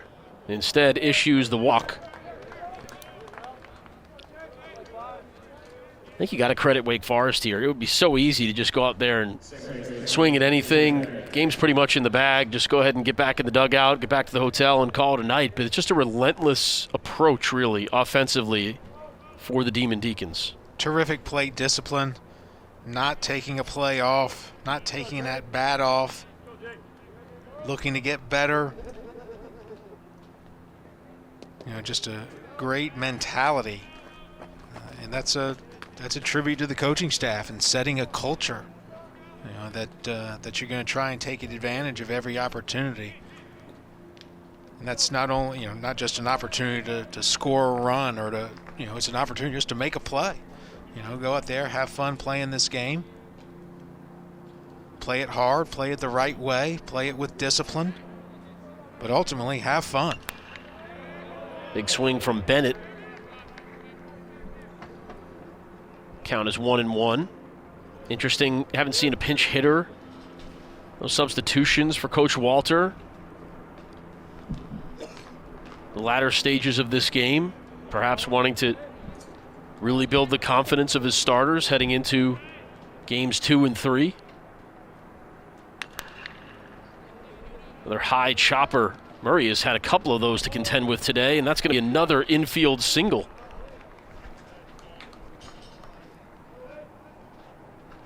As Bennett reaches for the second time via the infield single.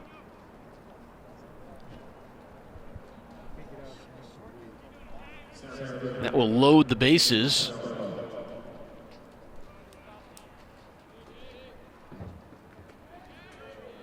With 2 away.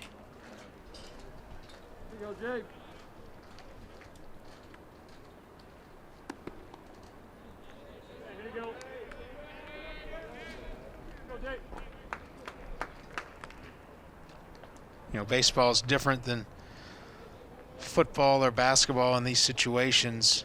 When the game seemingly is out of hand, 10-0 in the 9th inning. In football, you're going to hand the ball off to the tailback 3 times and probably punt. In basketball, you're going to run the shot clock down, and then obviously take a shot or whatever to try and shorten the game. In baseball, keep playing. It's like tennis. There's no clock. You're not going to get bailed out or let off the hook. You have to see it through. It's 27 outs. Because I guarantee you, in the Wake Forest dugout, there's a group of coaches that are saying 10's not enough.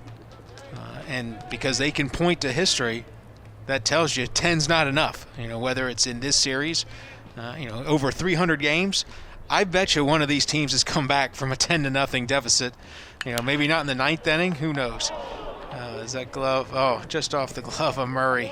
Murray is good. You talked about erasing, right, and turning the page. This is just one that has got to be a frustrating game for Murray. He's had so many close plays defensively. Climbs the ladder here, nearly makes a spectacular play. Instead, it goes down as another infield single and another RBI. This time it's Costello who drives in a run. Everybody else moves up a base. Drives in Muntz. There you see a good picture of Ethan Murray. Terrific shortstop for the Blue Devils. Just hadn't happened tonight for Duke as a whole. Murray's been certainly active in the field. He's had quality at bats as well. On base all 3 times, 2 walks and a single. Wake Forest is batted around here in the 9th. Wilkin led off with a walk. He stands on deck. Gamboa ahead 0-2 on Turconi.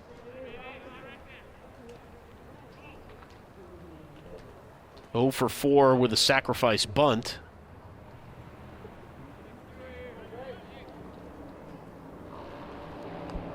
Turconi and Sasiri, the only Demon Deacons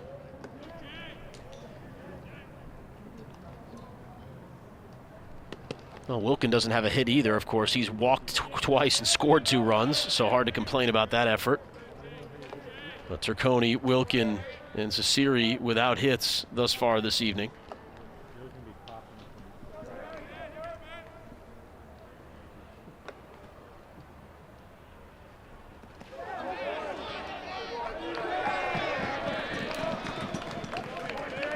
Swing and a miss, and that will end the top of the 9th. 11-0 as we head to the home half. Gamboa gets congratulations from his teammates here in Game 1. Ball. 23-0 Wake Forest in their last 17 innings. Dropped a dozen on Appalachian State in a 12-0 shutout. 11 more against the Blue Devils here tonight with 3 outs to play with. Brendan Oxford out to try to close things out for Wake Forest. Alex Stone pinch hitting for Erickson Nichols here for the Blue Devils.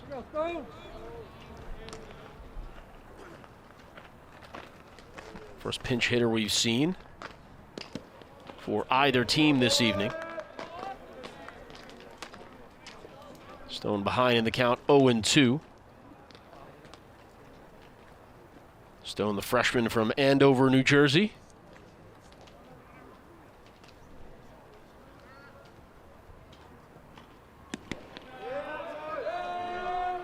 It's just been clinical for the Wake Forest pitchers here this evening.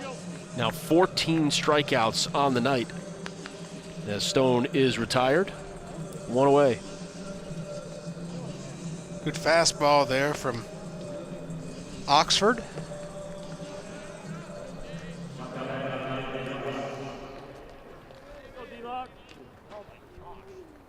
Damon Lux stands in for Ethan Murray as Coach Chris Pollard making a couple of substitutions here in the 9th inning. Lux gives that one a ride to deep left field before Zasiri puts it away for out number 2. And Duke down to its final out here in the 9th. Chad Knight due up for the Blue Devils.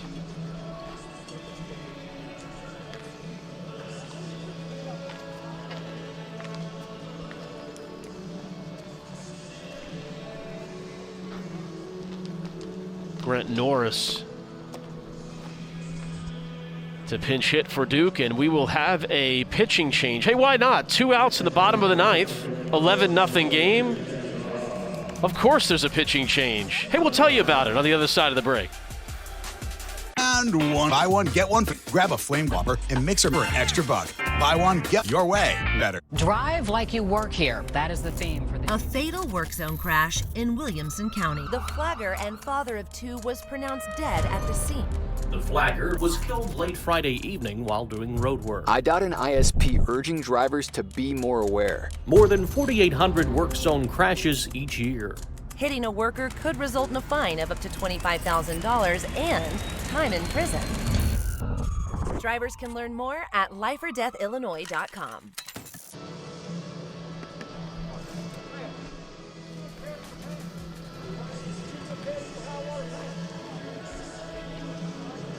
Teddy McGraw on to pitch for Wake Forest in relief of Brennan Oxford with 2 outs in the 9th inning, part of the Gas House gang. These guys can all hurl it 95 plus. That doesn't even count Cusick and Fleming. It's just the Wake Forest bullpen. McGraw, a guy that Coach Walter says has Friday night stuff. Just a freshman out of Oneonta, New York. Grant Norris to face McGraw.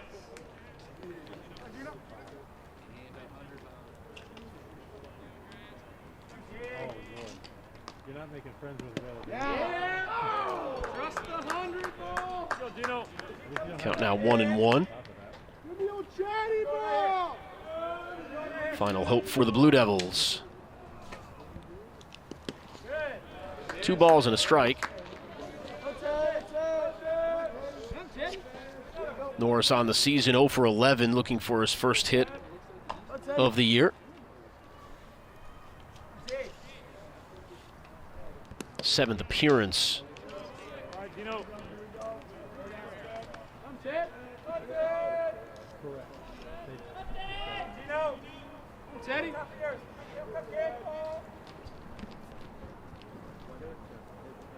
Three balls and a strike. Caught on and missed. So a full count.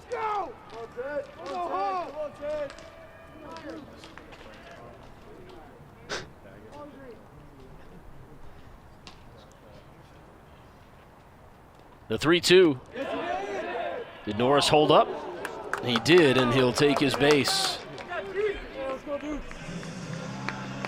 A 2-out walk for Grant Norris. We'll see if the pinch hitting continues. Looks like he held up there.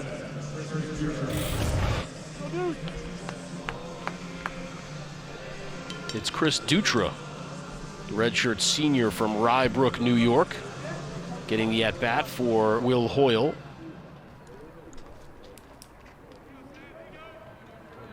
Four consecutive pinch hitters here in the 9th inning for Chris Pollard. Dutra takes a ball. His 9th appearance this year. 0 for 8 at the plate for Dutra.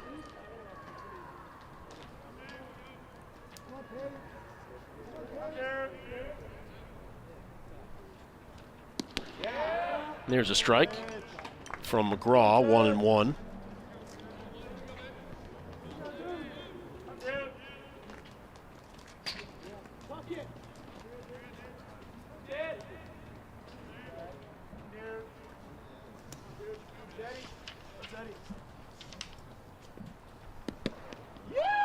Cut on and missed, 1-2.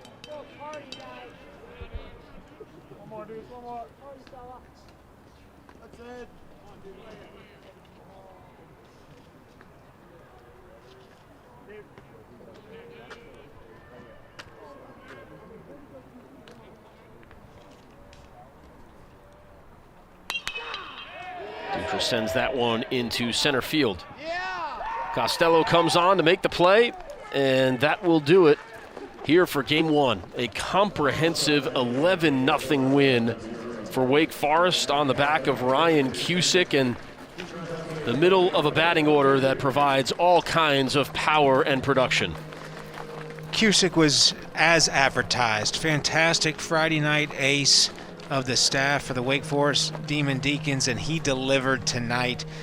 7 shutout innings, double-digit strikeouts for the 7th time in his last 11 starts. And then you mentioned the big blows in the middle. A 3-run home run to set the tone, and then the grand slam that all but put this one out of reach for the 4 runs in that inning, making it 8-0. And then, of course, Wake Forest tacks on a couple late for the final score. So great win for Wake Forest. Duke, opportunity tomorrow to get back in this series. We'll see you tomorrow at 3. For Art and our production crew, I'm Ryan.